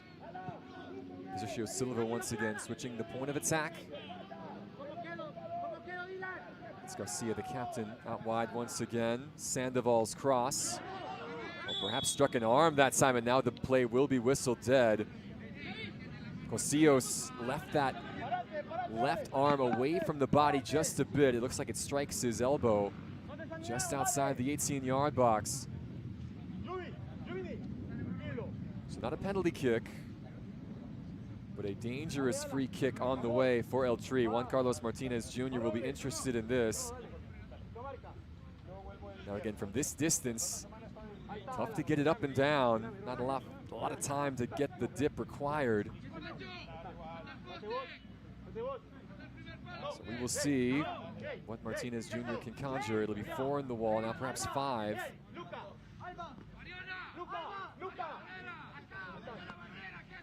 Alvarenga, again, making his 3rd consecutive start in goal for El Salvador. Trying to set this up from 19 yards out. Juan Carlos Martinez Jr. with a great opportunity to open the scoring early. The wall does the job, and Robles able to clear away. Martinez nearly his 3rd of the tournaments. Denied this time by the El Salvador backline. A sigh of relief for La Selecta. Mexico still with it in the attacking 3rd. Sandoval dealt with by El Salvador once again, only as far as Gil.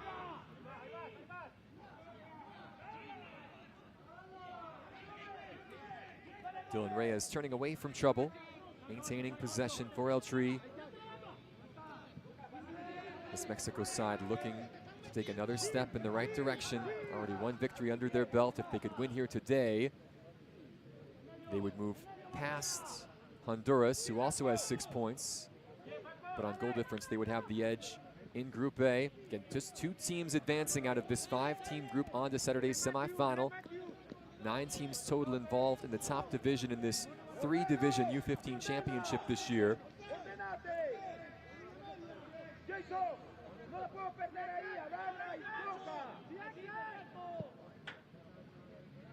It's not a massive sample size because Mexico did not play in the 2013 edition, but El Tri have never lost a group stage match in their previous encounters at the U-15 championships. 9 wins. And now a beautiful goal from outside the box to open the scoring. How about that strike from Robert Oliveras?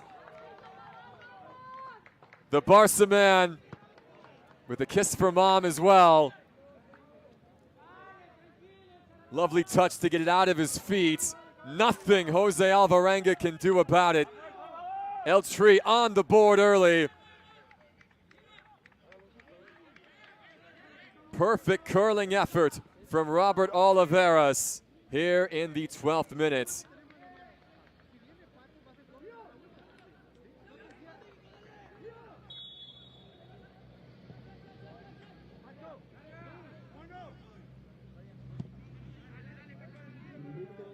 Top drawer stuff. How about that?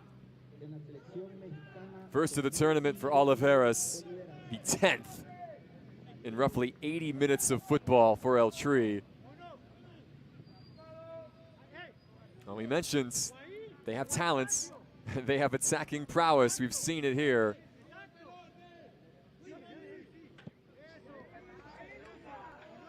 Here is Martinez Jr. back on the ball, all the way back to heel.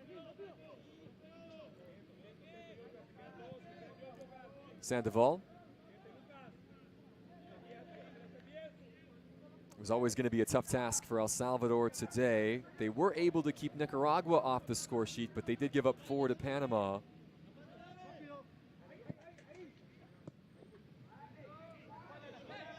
Silva trying to inflict further damage.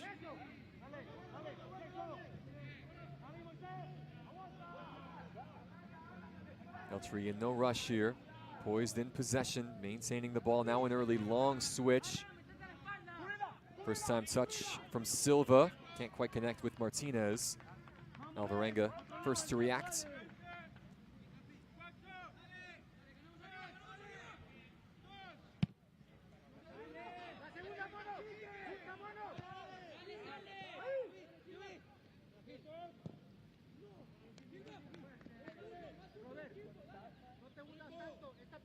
You get the sense if El Salvador will have a chance to find some joy in attack, and they did score twice against Panama in the second half in that match on Sunday. It will have to come in transition. You cannot imagine they will have much of the ball. There'll be a lot of this. Mexico in possession in the opposition half.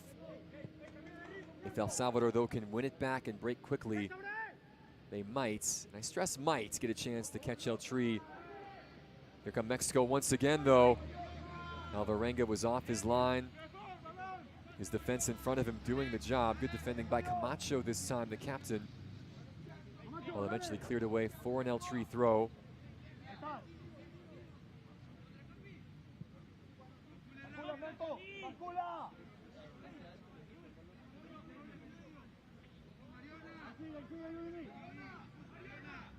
So it took 9 minutes for Mexico to open the scoring. On Sunday, it took them 12 here today. Worth the wait, in quotation marks, a spectacular strike, courtesy of Robert Oliveras to open things up.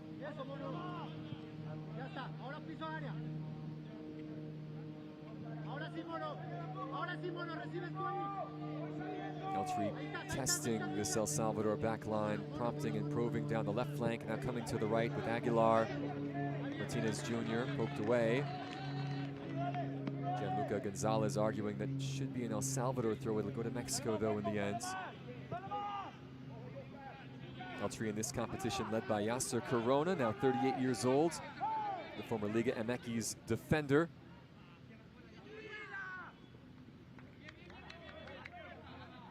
Corona, a part of the senior international set up on 7 occasions for Mexico between 2015 and 16. He was part of Eltree's Gold Cup winning side back in 2015. Ironically, one of his final international matches for Mexico came against El Salvador during the early stages of qualifying for the 2018 World Cup in Russia. That was a 3-1 win for Mexico back in September of 2016.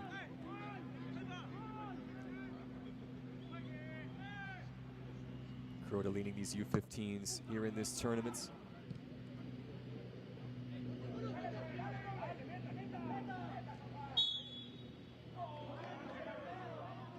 Foul here against El Salvador, that's William Diaz.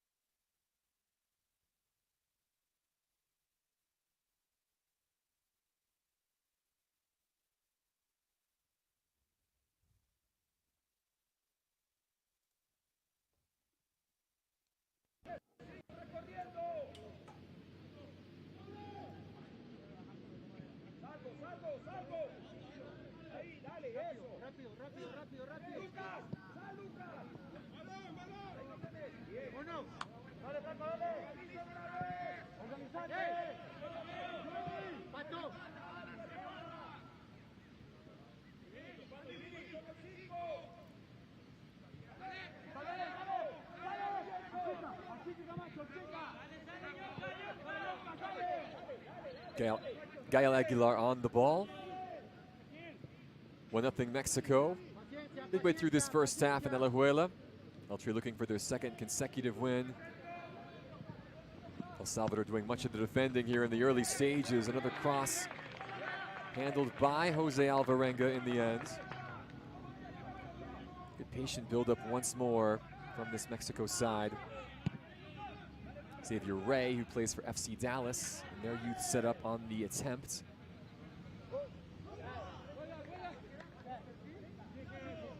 There at the bottom of your screen in the baseball cap is Yasser Corona.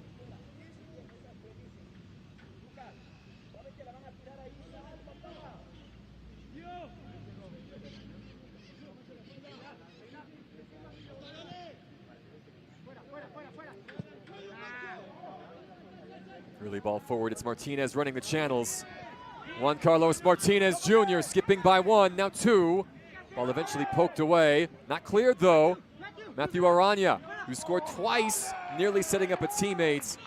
Xavier Ray was interested. Alvarenga, though, there for the stop.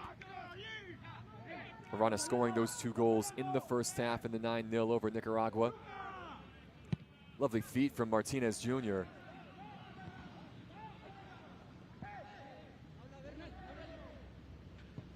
An important intervention from Alvarenga to prevent the header. Just as they did on Sunday, Mexico looking lively, looking always interested in an attack.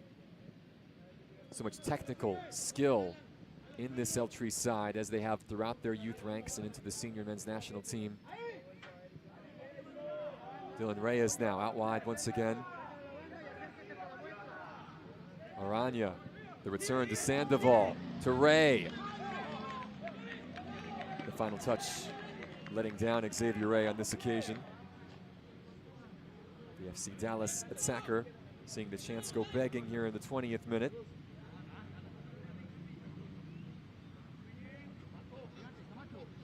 Better look there at Corona, who's originally from Tepic, Mexico, in the western state of Nayarit.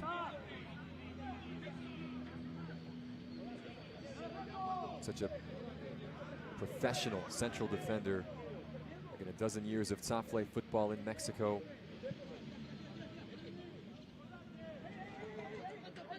Trying to make a name for himself in the managerial ranks. Tasked with leading this young and talented U-15 side to glory this year.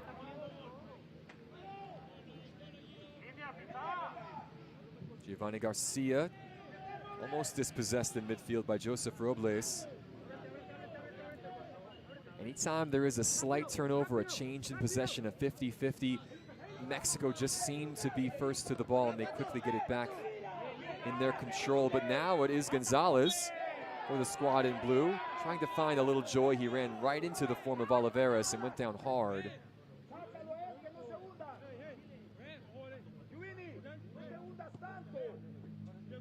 Good to see Gonzalez back on his feet after that collision.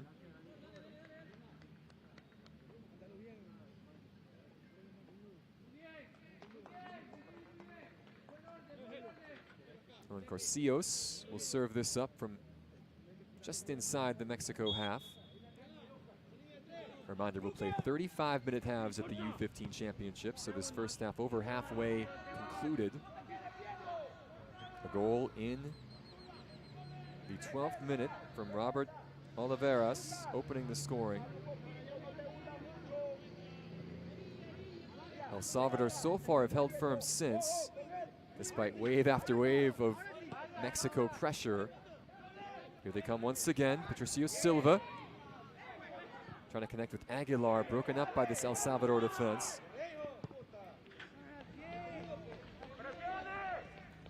Perhaps just the second touch of the match for Sergio Bernal, plays for Mazatlan.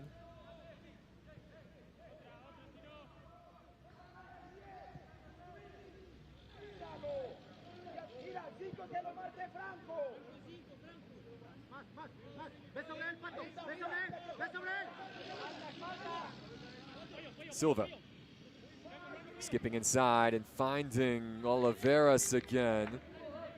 The ball towards Ray, though, will go out past the end line. Robert Oliveras, his strike some 10 minutes ago, the difference between these two sides. Alan Corsios now requiring some attention here in the 23rd minute.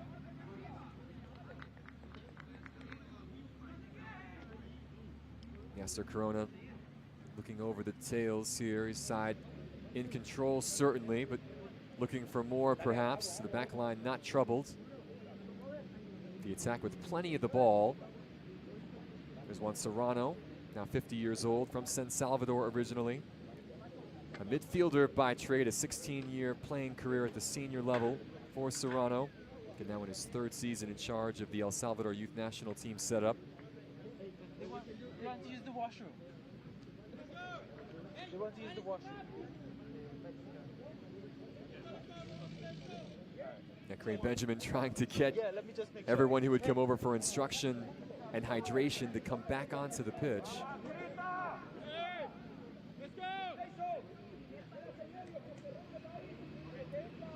It is warm and humid, but certainly no hydration breaks needed today. Here is that strike again from Oliveras. That is lovely. Skill of the highest quality.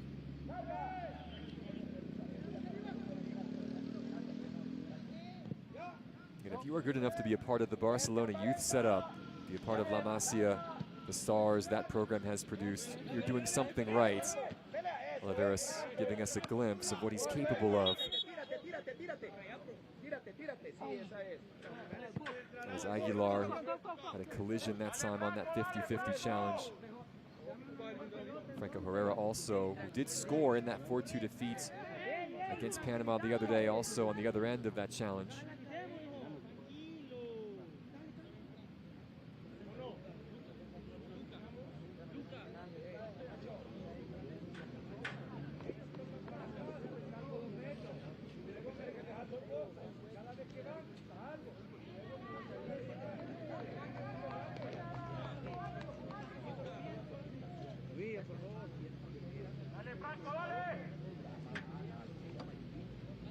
So the ice packs being applied. Again, that's Aguilar and Herrera. Both struggling a bit after that collision. Two players just going for that 50-50 ball.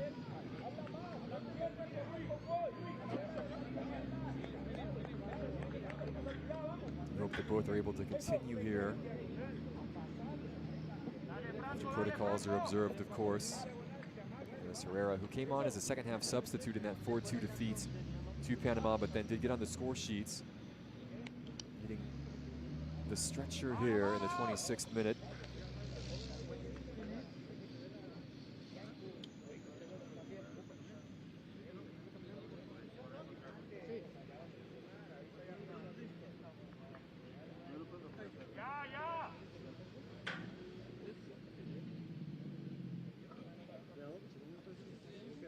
Really unfortunate for both of these young men, Franco Herrera and Gael Aguilar.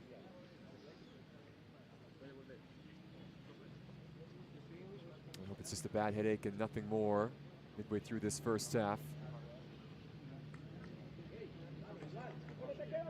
Juan Serrano perhaps forced into a decision earlier than he would have liked to go to his bench.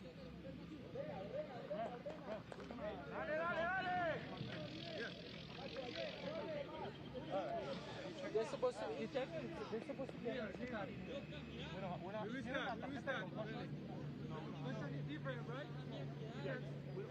Aguilar certainly still under some duress. And there is Herrera quickly back on his feet and getting set to resume. With the applause there from the crowd. Good amount of support for both El Salvador and Mexico in this fixture. And we are back underway. You'd expect a fair bit of stoppage to be added here in this first half. Mexico looking to make it 2 wins out of 2 here in Group A. El Salvador looking for their first win of the competition. 1 loss, 1 draw so far for La Selecta. Both of these teams had yesterday off as Group B began. Group A playing over the weekends with the additional team. Again, 9 teams in this top division, 5 in Group A, 4 in Group B. 2 will advance from both to move on to Saturday's semifinal. As it stands, Mexico and Honduras would be in great shape with 6 points out of 6 through their opening 2 matches. Those 2 will face off tomorrow in a big match here in this competition. Panama still certainly in the mix after their victory over El Salvador on Sunday.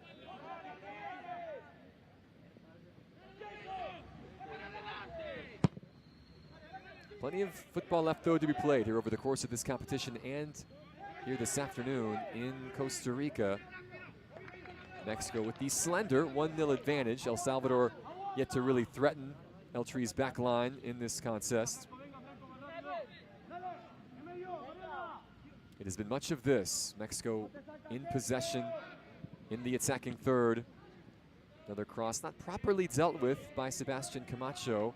Alvarenga, the keeper, though, able to keep it inside the field of play.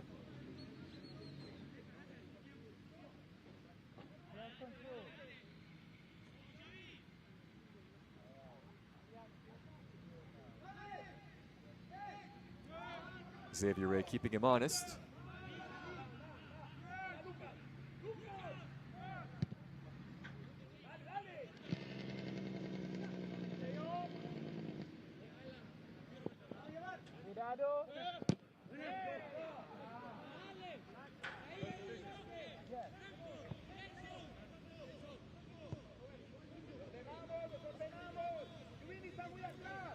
Gil Aguilar has not resumed play. It sounds like he will be replaced shortly. Lisandro Torres, who plays for LAFC, being readied on the bench. Tough break for Aguilar, the Chivas defender. And thankful that Herrera has been able to continue for El Salvador. And it appears that change will be made now.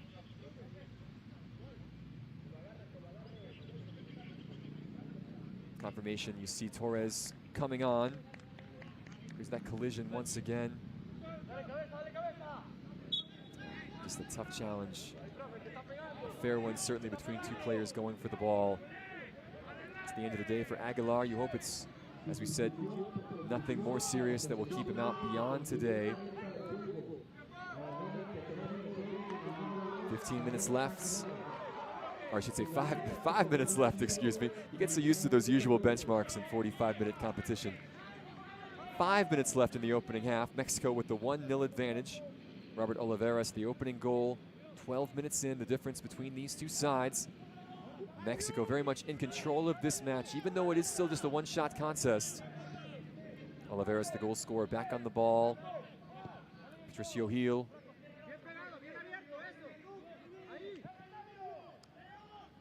Clicked ball towards the box, two attacking it. Lovely flick over and it's in! Brilliant from Patricio Silva to double Mexico's advantage.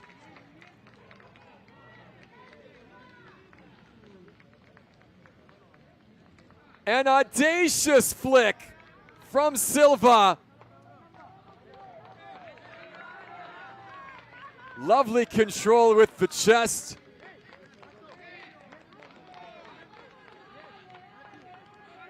Jose Alvarenga helpless as he was tracking back.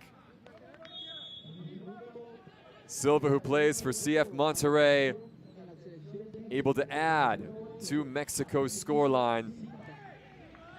Just beyond the half-hour mark, it's 2-0 now.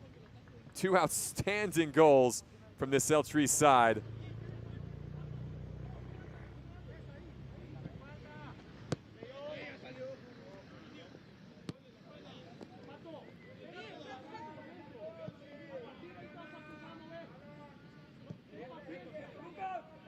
Second goal of the tournament for Silva, who scored in the second half in that 9-0 win for Mexico over Nicaragua. They're on the attack again. Alvarenga there to catch and hang on. You do wonder if Silva did intend for that to go on goal. He had Xavier Ray with him in attack. Perhaps it was a flick towards his teammate. Perhaps it was a shot on target. It does end up being the second of the day for Mexico.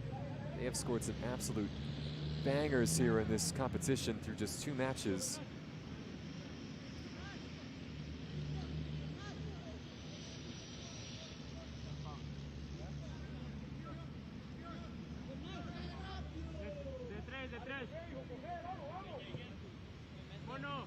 Xavi, Pato, usted.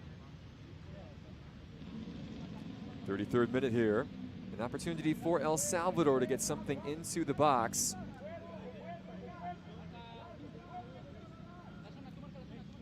We do have confirmation now that that substitution for Mexico of Aguilar is being considered a concussion substitution, so it will not count against the 5 offered for El Tri. Corsillos attempting something spectacular from distance, never on target this time.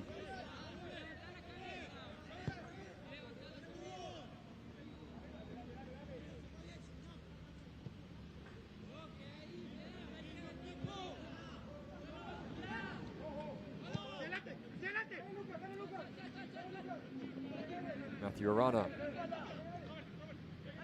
Nice 1-2 with Silva. The return, though, unable to connect with the number 11 in gray. Good sliding tackle from Corsillos.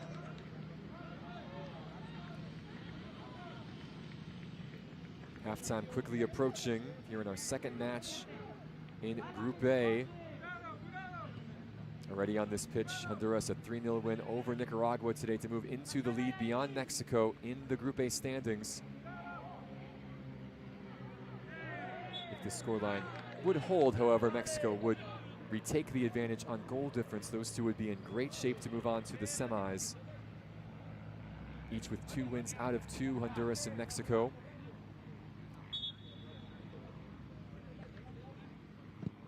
El Salvador still with plenty of time to rectify the situation today, however. Here they come forward. Gianluca Gonzalez, Jason Ramirez. His through ball dealt with. This Mexico backline have not been tested much today or in this tournament. You see Sebastian Camacho, the captain, trying to get involved.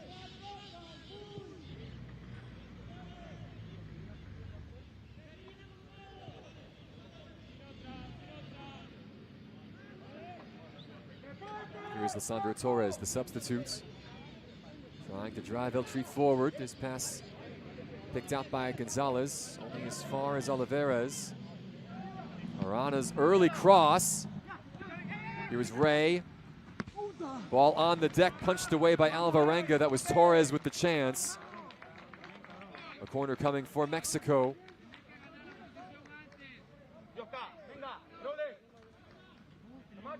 Nice layoff from Xavier Ray to Lisandro Torres.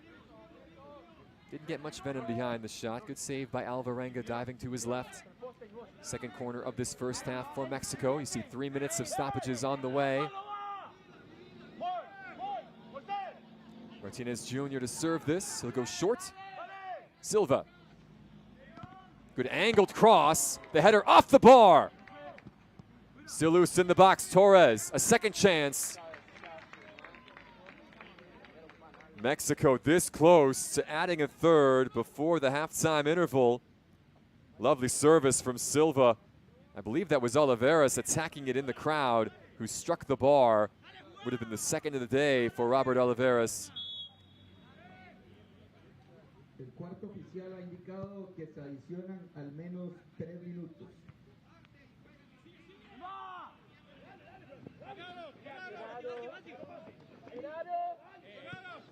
Arana, who has switched flanks. He started on the left for Yasser Corona. He's now on the right.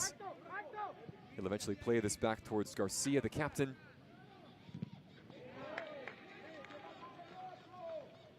Axel Sandoval, who's been forward more often than not today from a defensive position, wins this throw. Dylan Reyes, who plays for Houston Dynamo, was not able to keep that in play off an El Salvador player. It'll be La Selecta's throw now. About a minute to go in this first half.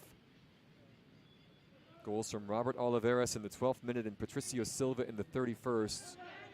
Each better than the next. The difference in this contest thus far.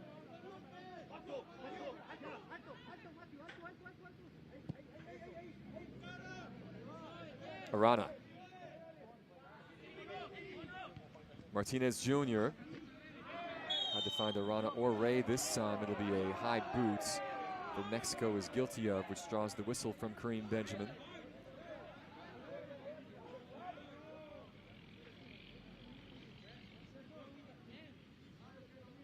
I think Martinez here, yes, high that time on his opposite number, Jason Ramirez. Final moments of this first half.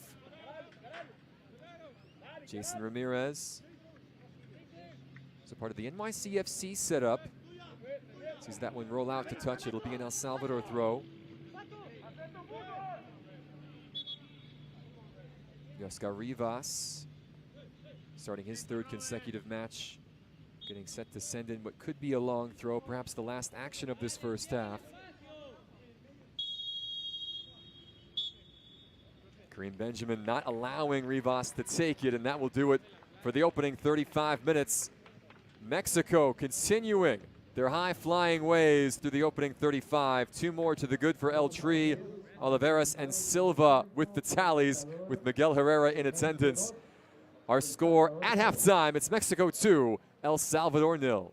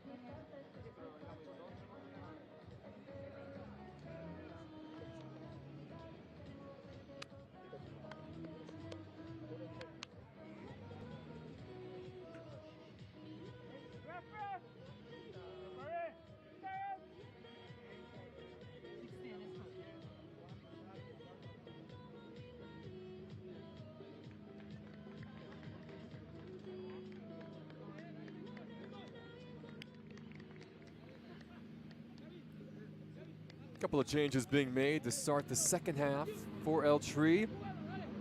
Paxton Ruffin plays for CF Monterrey coming on. We are underway for second half action here from Alajuela in Costa Rica. Or are we? Looks like Kareem Benjamin is going to blow proceedings dead and have us restart. Don't see that very often to start a second half.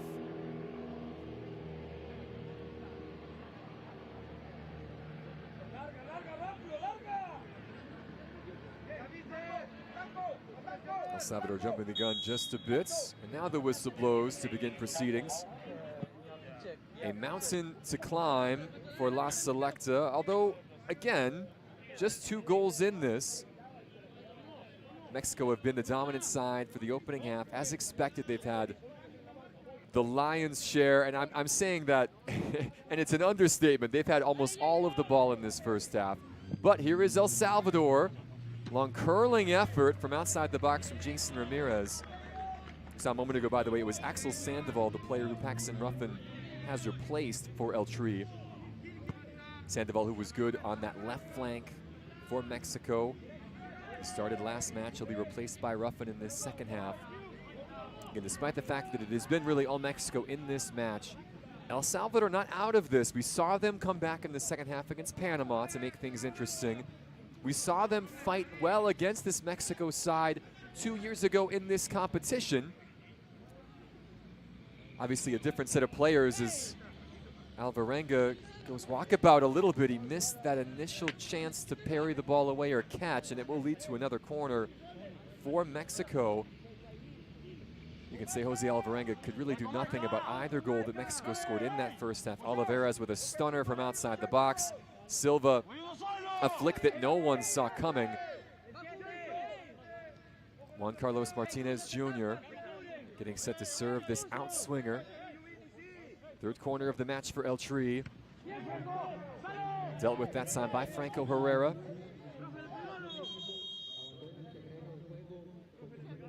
Leonel Blanco, by the way, also had come on for Mexico. And Herrera, this was the player who was involved in that head collision with Gael Aguilar in the first half.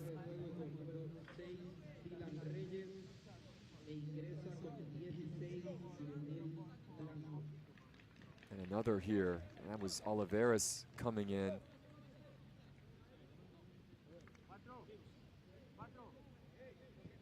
I hate to see that again after the player had suffered a collision to the head in the first half. He gets another blow early in the seconds.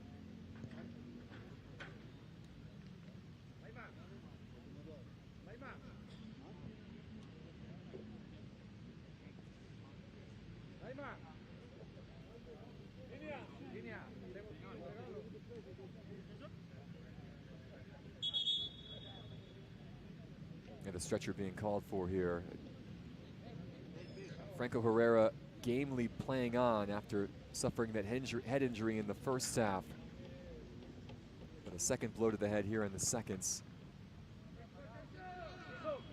Likely we'll see the end of his contest today. You hate to see that. Mexico using this opportunity to rehydrate and reassess, although the second half just 3 minutes long.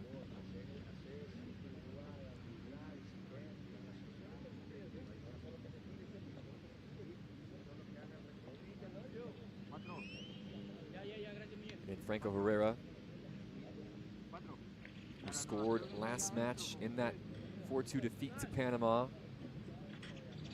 Remember, in that game, they did trail 2-0 at the half. It was 3-0 early in the second half, but they fought their way back. Herrera scoring in the 65th minute to make it 3-1, make things just a little bit interesting. Panama pushed the lead to 4-1 in the 67th before Jason Ramirez got the late consolation just before the full-time whistle.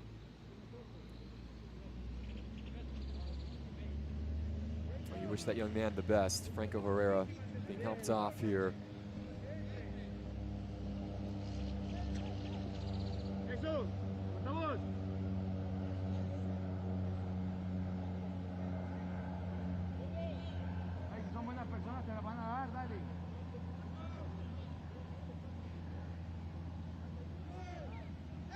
Drop kick for Mexico, again after the play was stopped due to that head contact.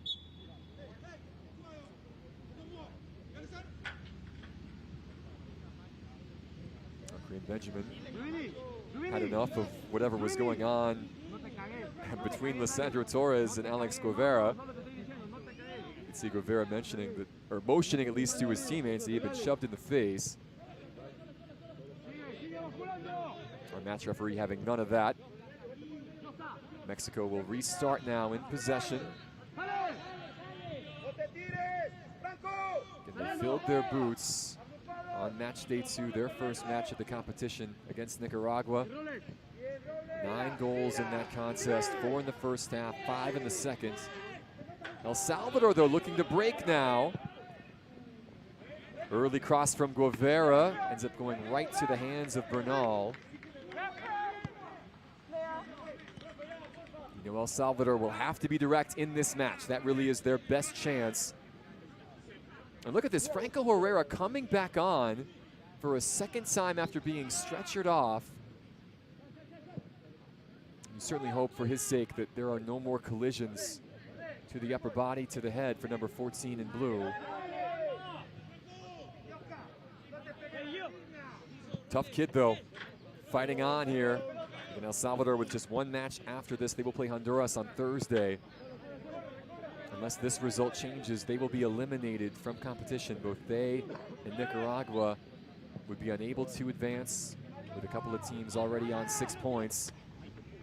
Good keeping by Alvarenga this time, crashing in to claim over Juan Carlos Martinez Jr.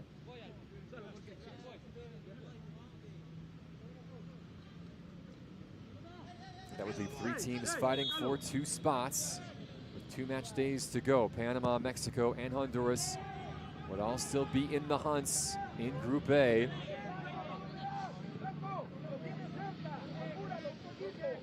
Again, after today, those 3 will have played 2 games apiece. Mexico, if this result holds, would be level on points with Honduras on 6, Panama behind on 3.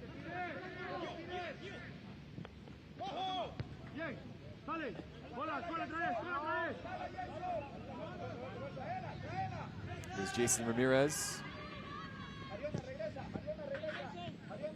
Early ball forward dealt with at the back. Paxton Ruffin, one of the second half substitutes for El Tri, fouled by William Diaz.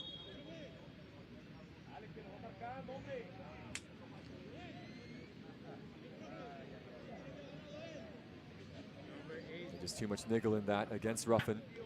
And he will go in the book. First card issued today for either side. It'll come in the 43rd minute.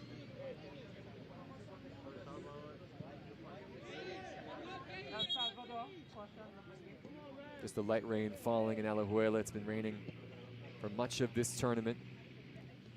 It was a deluge in the second half for Mexico in their opening match on Sunday. The rain didn't bother them much in the 9-0 win.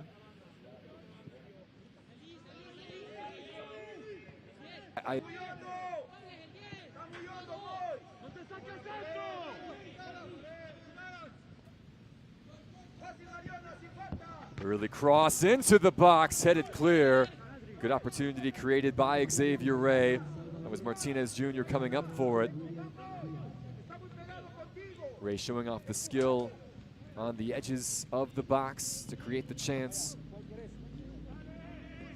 Juan Carlos Martinez Jr. able to get on the end of it, but not able to direct the cross goalwards, and it remains 2-0.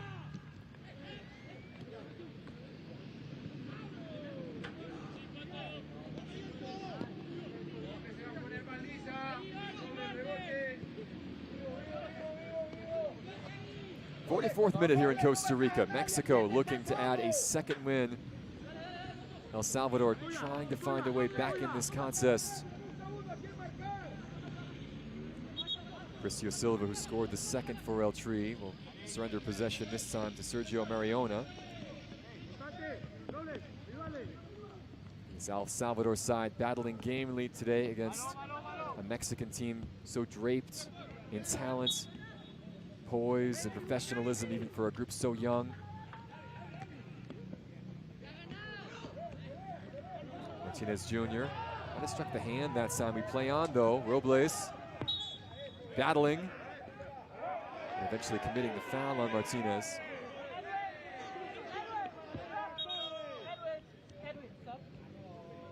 Now, there was the handball, it would appear. Kareem Benjamin spotting the infringement eventually against Joseph Robles.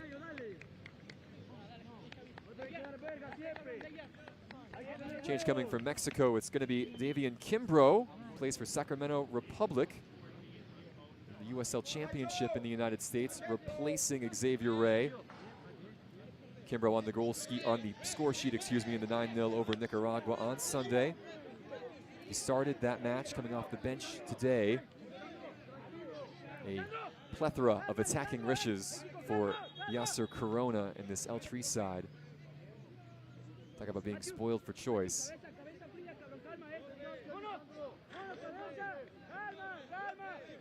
And once again, William Diaz and Lisandro Torres, who had already been cautioned once, verbally at least. Diaz getting the actual yellow card in the second half as well, being told off again by Kareem Benjamin.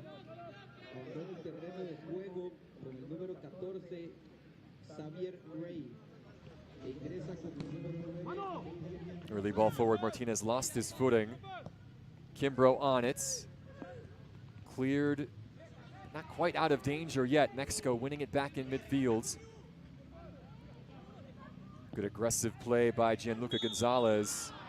A little too aggressive though as he tried to win it a second time. And he's going to receive a yellow for kicking the ball away. Matthew Arana was the player fouled. Gonzalez going in the book here in the 47th. And this was fine. This was not the challenge from behind. And it was the second act that time from Gonzalez, which earns him the yellow. So 2 El Salvadorians in the book in this second half. They've held their own against Mexico today on the defensive end. It took 2 spectacular strikes to find a way past Jose Alvarenga to this point. Now a shove here in the box. I think Lisandro Torres has just been frustrated since coming on. I'm not surprised to see number 8 on the receiving end, William Diaz. Those two combining once again. They're right there on the top of your screen to the right. That's a case of Diaz making a little more of what was actually on offer. Looks like Torres will get a yellow, which he will be greatly annoyed by. He will come right back over and go chest to chest again with his adversary wearing blue. Some players have that agitator label. I think Diaz is likely that for El Salvador. Trying to get under the skin of the opposition and doing so effectively. Now we will see this free kick taken by Martinez. The LA Galaxy youth team player inching forward. And again. And now being told to move it back. Kareem Benjamin had his back turned. Edwin Salazar, the AR on the far side, did not.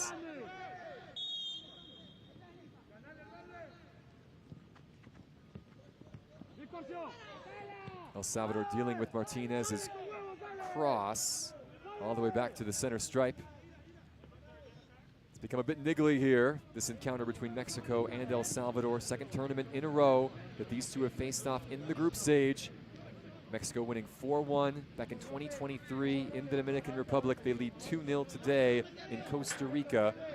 Different players, similar results so far. The cross a bit too deep, but kept alive. This is Kimbrough in the box. Shot from the edge, knocked aside by Alvarenga, kept alive for a moment, now cleared by Gonzalez. Arana and Kimbrough were interested in that. You get the feeling Mexico not quite done yet, with still 21 minutes plus stoppages left in this contest. El Salvador will have to keep their nerve, keep their composure. and look for a chance to counter if they want to get something out of this match. Mexico, the heavy favorites, of course, one of the pre-tournament favorites to win the whole thing. Champions in 2017, runners-up in 2023. They were surprisingly bounced in the quarterfinals in 2019, the only time they did not make the final in the 3 previous editions in which they have featured in. They are unbeaten in the U-15 group stage. 9 wins, 1 draw, 0 defeats, and now a change coming, and it will be Herrera's number, which will come up. Josias Orellana getting set to take the place of the attacker for El Salvador. You tip your cap to Herrera for gamely playing on after suffering a couple of head injuries in this contest. It'll be Hugo Diaz also getting set to enter the fray.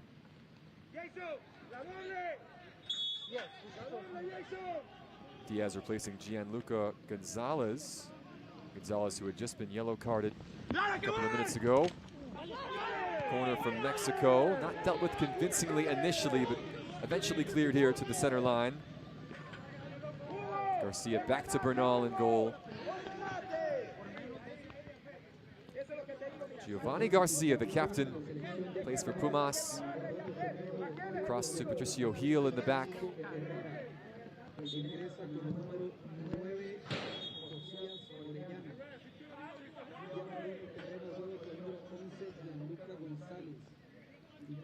Liam Diaz trying to claim he did not hear the whistle before he cleared that ball well beyond the field of play. Garcia. Gila once again, the Monterrey man. In Mexico, it was a 4-4-2 from the start.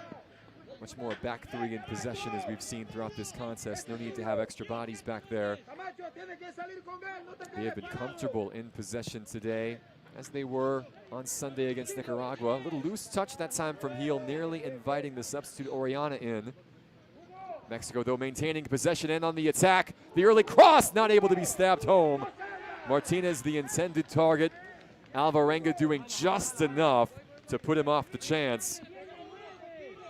From defense to attack quickly was Lionel Blanco, who's also come on as a second-half substitute, finding Ruffin.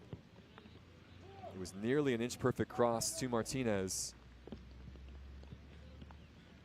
He's been in some discomfort, Juan Carlos Martinez Jr. See him trying to stretch that back out. Took a bit of a bump when he was going up for a corner earlier in this half.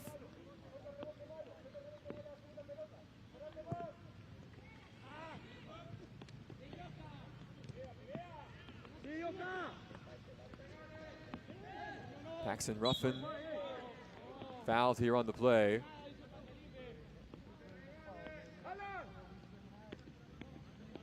Another free kick in a dangerous area for El Tri.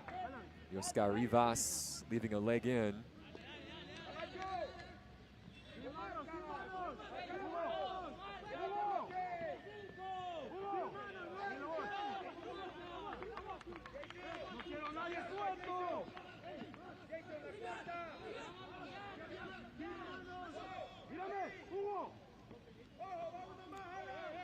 Patricio Silva, who scored the second today for Mexico, standing over this. A lot of bodies in the box wearing gray and neon to aim for. Silva striking, headed in! Martinez butts. The flag is up. Juan Carlos Martinez Jr. has come awfully close to scoring his 3rd goal of the tournament today, denied though by the offside flag.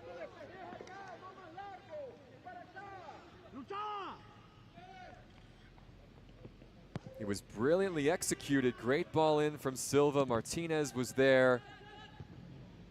We don't have the camera angle, of course, to show you right down the line, but from those looks you could see he had left a little bit early. The El Salvador back line able to step at the right time. So it remains 2-0.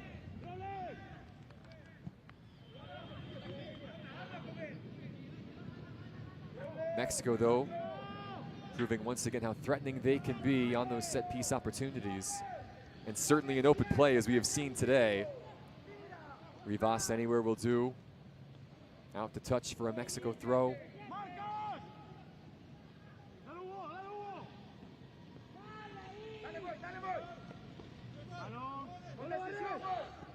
Silva once again. Ruffin giving chase. Good defending by Rivas out wide. Paxton Ruffin, lovely shoulder feint, gets the cross away. Sergio Mariona with an important header inside the 6, preventing Davian Kimbrough from another for Mexico. Give El Salvador credit. They have defended fiercely in this second half and throughout this match, preventing El Tri from getting into full flow. Can they find some joy on the counter now? This is Ramirez, who does have a goal in this tournament. Ball hooked forward. Might have been offside that time if El Salvador could have gotten on it as Martinez is fouled again.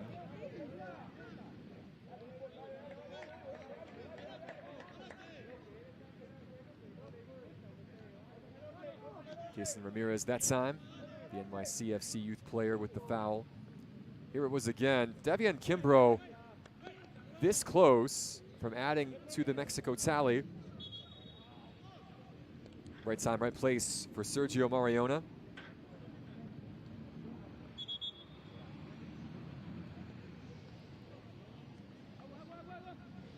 William Diaz on the deck once again.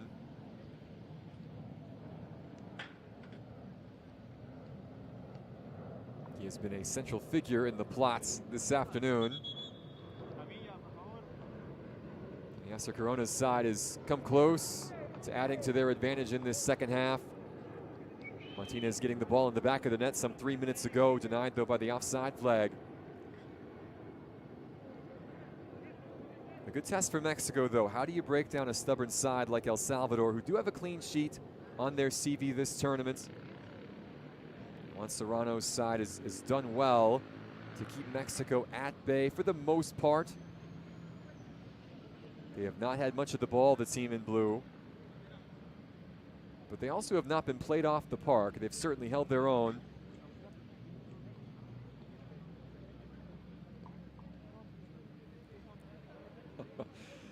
Good use of the spray bottle by the Mexico technical staff. I'm not sure if you need it today on a rainy afternoon in Costa Rica. Cold water though versus the warm rain coming down maybe feels good. I'm not going to question.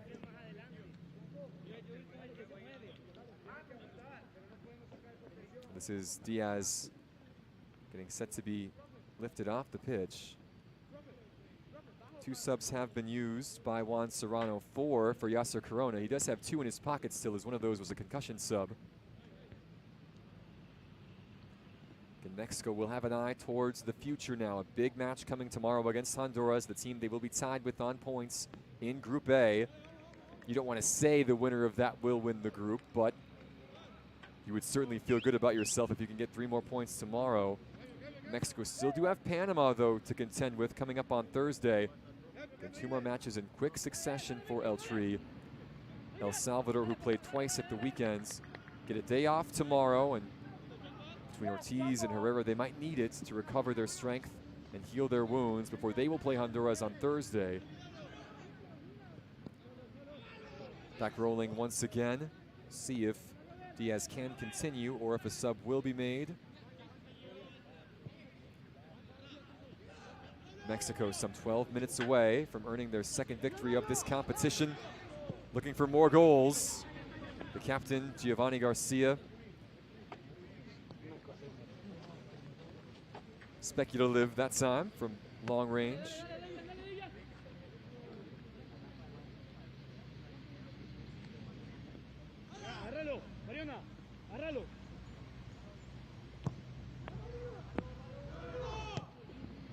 El Salvador, the smallest country in Central America, going up against one of the largest countries, of course, in all of North America on the continent.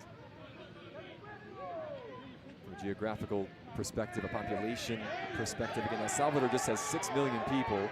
As you're El Salvador claiming that was a back pass. Kareem Benjamin not interested.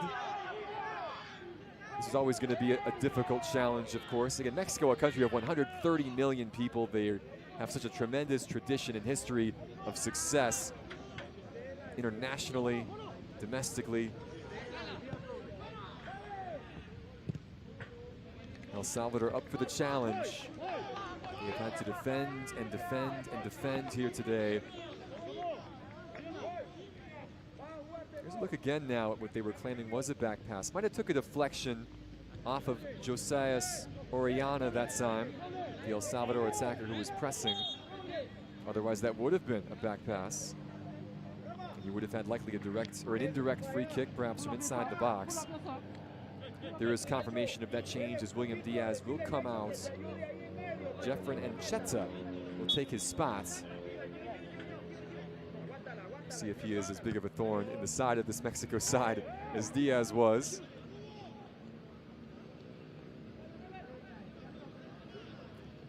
Ten minutes left of normal time here in the rain in Alajuela. 2-0 Mexico, both goals coming in the opening 31 minutes. Robert Oliveras, the Barcelona youth player, with the first from distance. Patricio Silva, who plays for Monterrey, the second from close quarters. Both spectacular in their own rights. The only 2 goals so far today for a Mexico side who have now scored 11 in this tournament. Here come El Tri once more, looking for perhaps another in the final 10.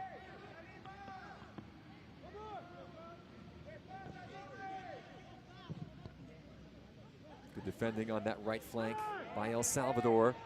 And now space to exploit. Ramirez, the early ball. Tracked down by Heel, just in front of Hugo Diaz, the second half substitute.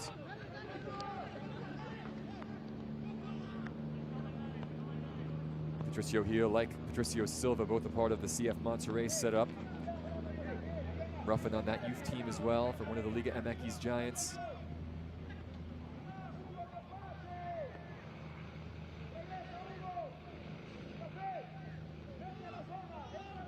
Gray shirts flooding forward.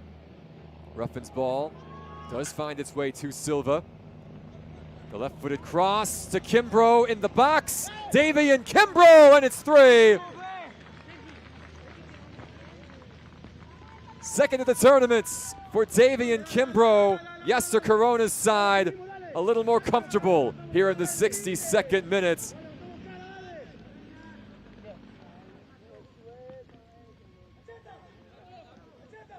Nice ball by Silva. Good strength by Kimbrough. The Sacramento Republic attacker able to hold off the advances of Alan Corsios and a number of other blue shirts. Composed, too cool from Kimbrough, and it's 3-0.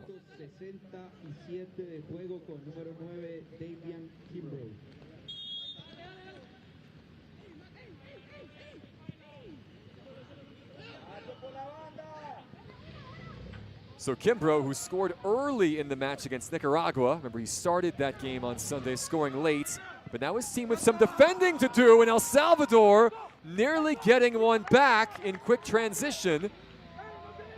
A great opportunity from Hugo Diaz to pot one for La Selecta.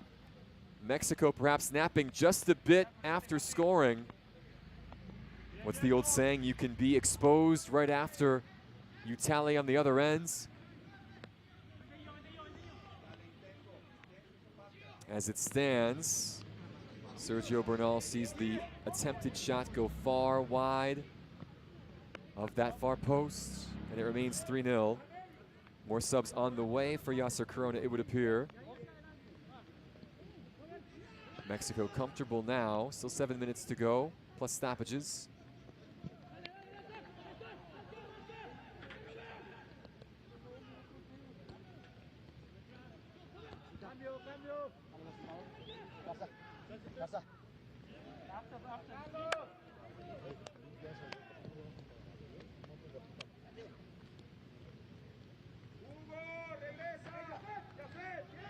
El Tri back in the El Salvador half.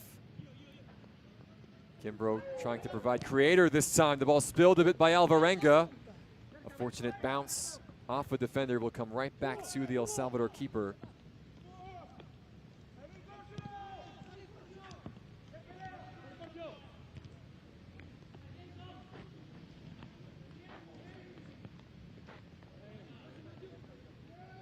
Good strength by Arana. Ball forward, Martinez denied by Alvarenga again.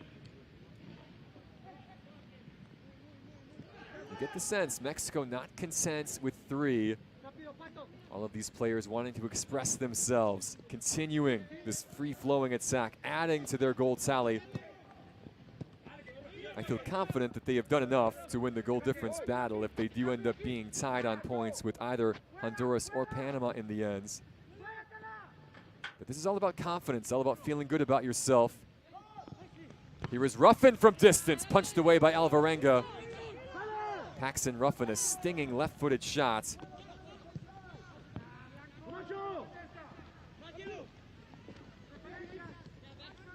Kimbrough asking for it to come to the opposite side. Alvarenga taking out Martinez this time, who has stayed down.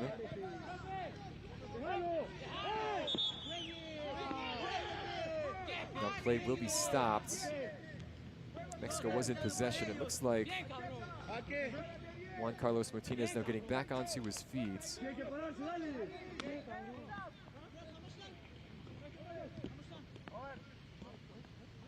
Fair challenge that time, Alvarenga with every right to go for that.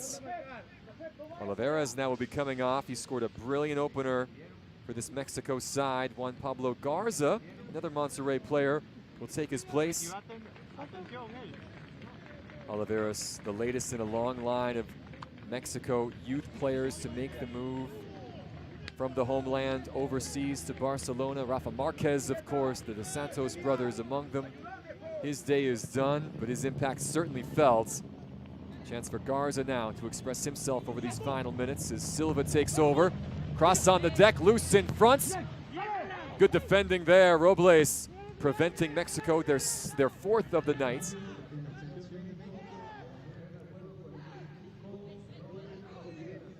Eltree back in possession. Patricio Silva, one of the stars of this match, upended by Guevara. And this will be a dangerous free kick now for Eltree just outside the box.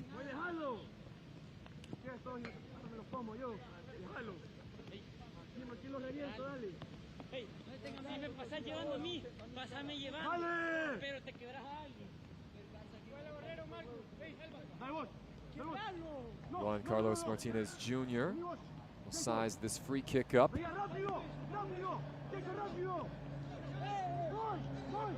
Sandro Torres in the box. Alvarenga directing traffic, getting that wall set the way he likes it. An awfully tight angle again, just one in the wall here as you would expect.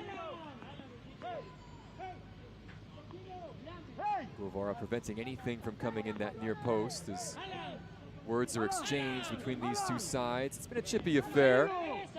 Giovanni Garcia playing peacemaker along with Hugo Diaz.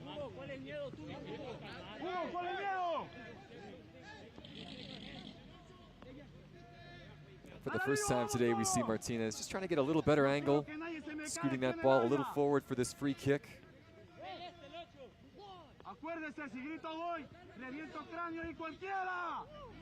A second El Salvador player now joining the wall. You'd imagine a player like Kimbrough, maybe Patricio Gil, some that Martinez will be aiming for. Mexico do have height.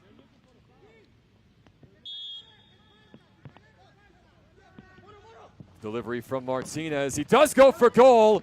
Alvarenga made the initial stop, the second attempt off the bar. Arana nearly his 3rd of the tournament. Martinez now back on it. Tried to flick that either to himself or to Silva. Davian Kimbrough.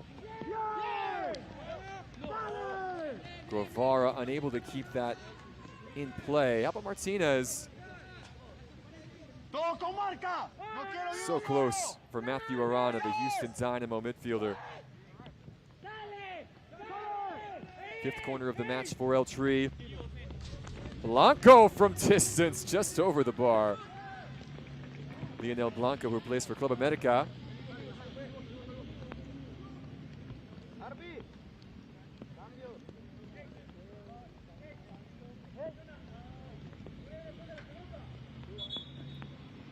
70th minute now here in Alajuela. Mexico with 2 goals in the first half, 1 more in the second. Sebastian Funes getting set to come on. Alex Guevara, who just made that clearance a moment ago, will be replaced. So Funes will get a chance to stretch his legs late in this match.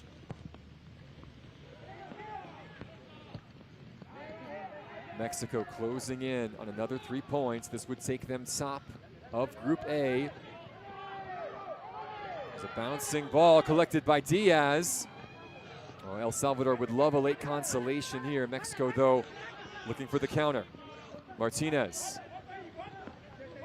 Intelligent pullback. Torres out wide. The cross on the deck. Lisandro Torres! Oh! Off the post. This close again. Mexico have done everything to get another goal on the board except put the ball in the back of the net. They've hit the woodwork twice now. Torres squarely off that left post. Alvarenga at full stretch could do nothing about it as you see 2 minutes of stoppages on the way. It'll be another corner for El Tri. They have been a treat to watch in attack this afternoon. Martinez delivery headed forward, and this one is in. Mexico do get their 4th. Good service from Juan Carlos Martinez Jr. Alvarenga left in a heap at the top of the 6th.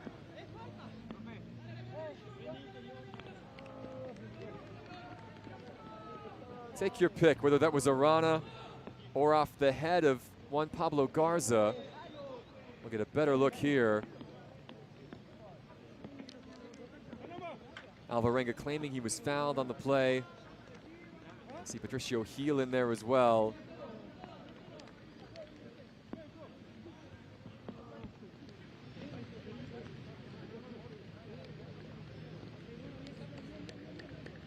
What time you had?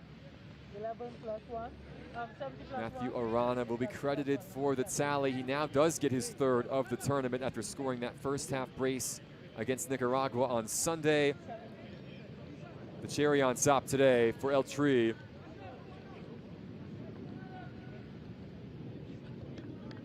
It had certainly been coming. They hit the woodwork multiple times in this half.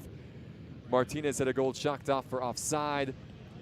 El Salvador defending bravely throughout this contest. Jose Alvarenga, though, his goal breached once again off the corner piece, or off the corner kick, excuse me, to make it 4-0. 13 goals now for Mexico in 2 matches. 9 on Sunday, 4 more today. They have looked every part like the pre-tournament favorites they have been deemed to be. Matthew Arana leading this tournament in goals now with 3.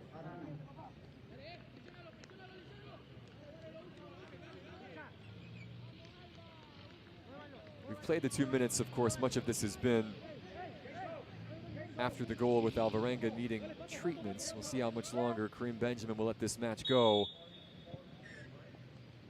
For El Salvador, just not their day, although again, I think Juan Serrano will be proud of the way they defended.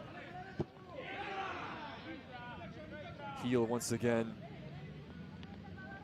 Last-ditch defending for Mexico. They've not had to do much of that. El Salvador have looked dangerous at times on the counter.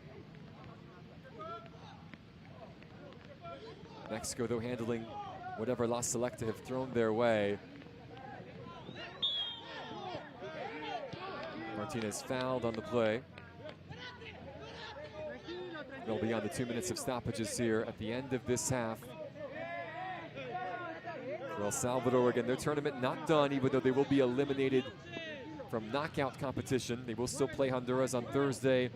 2 more matches in the group stage to come for Mexico. Honduras tomorrow, Panama Thursday for El Tri. And their perfect record is maintained. Final whistle here in Alajuela. It is Mexico 4, El Salvador 0. Back-to-back clean sheets for El Tri. And back-to-back standout offensive performances. 4 different goal scorers for Mexico. Oliveras and Silva in the first half. Kimbrough and Arana in the second half. frustrating day for La Selecta, the team in blue. They will have some positives to take from this, though, certainly an experience that they will remember facing off against this talented, decorated Mexico side. They come up empty, though, here in Costa Rica. El Tri continue to roll. 4-0 the final. Highlights of this one on the way next.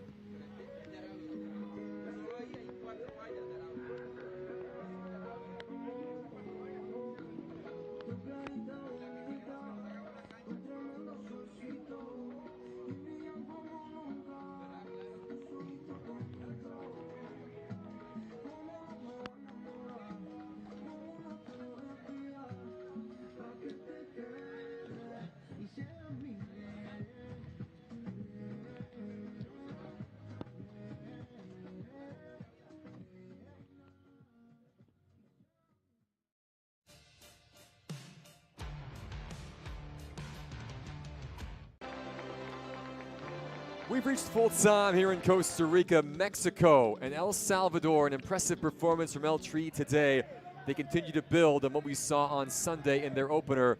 It only took 12 minutes for El Tri to get on the board. Robert Oliveras, the Barcelona youth player, finding a way past Jose Alvarenga. They would make it 2-0 some 18 minutes later. An impressive flick from Patricio Silva to give El Tri the 2-0 advantage at the break.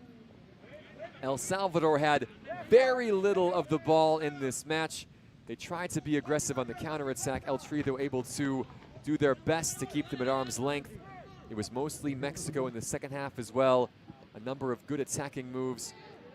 It took a little while for them to get their third. Davian Kimbrough coming on as a second half sub, nearly providing a chance here. Alvarenga with the initial save. In the end, though, the El Salvador defense would be breached.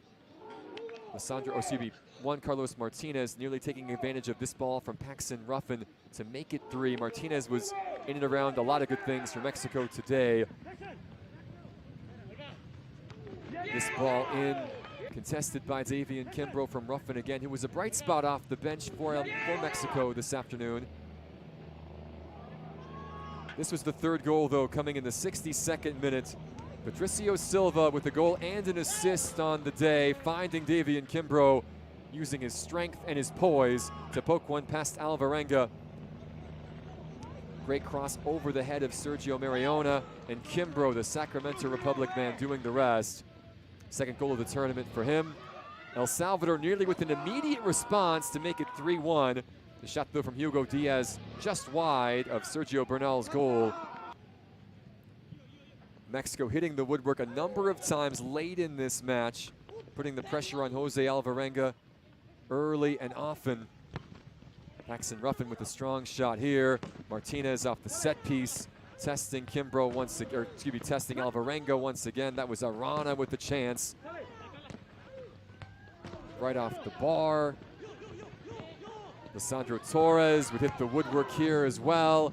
It was just a matter of time, and then in stoppage time in the second half, Mexico do get their fourth, the third goal of the tournament for Matthew Arana to make it 4-0. Ultimately the final score here today over El Salvador. Second win in 2 for El Tri as they stay perfect in the competition. 6 points to the good for Mexico as they move atop the Group A standings. Level on points with Honduras, but with a superior goal difference. Impressive stuff from Yasser Corona and company this afternoon. Harder tests to come, though. They will take on their joint group leaders Honduras tomorrow in a critical Group A clash for El Salvador. They get the day off before facing off against Honduras on Thursday. Once again, your final from Alajuela, it is Mexico 4, El Salvador 0. Thanks again for tuning in, and good afternoon.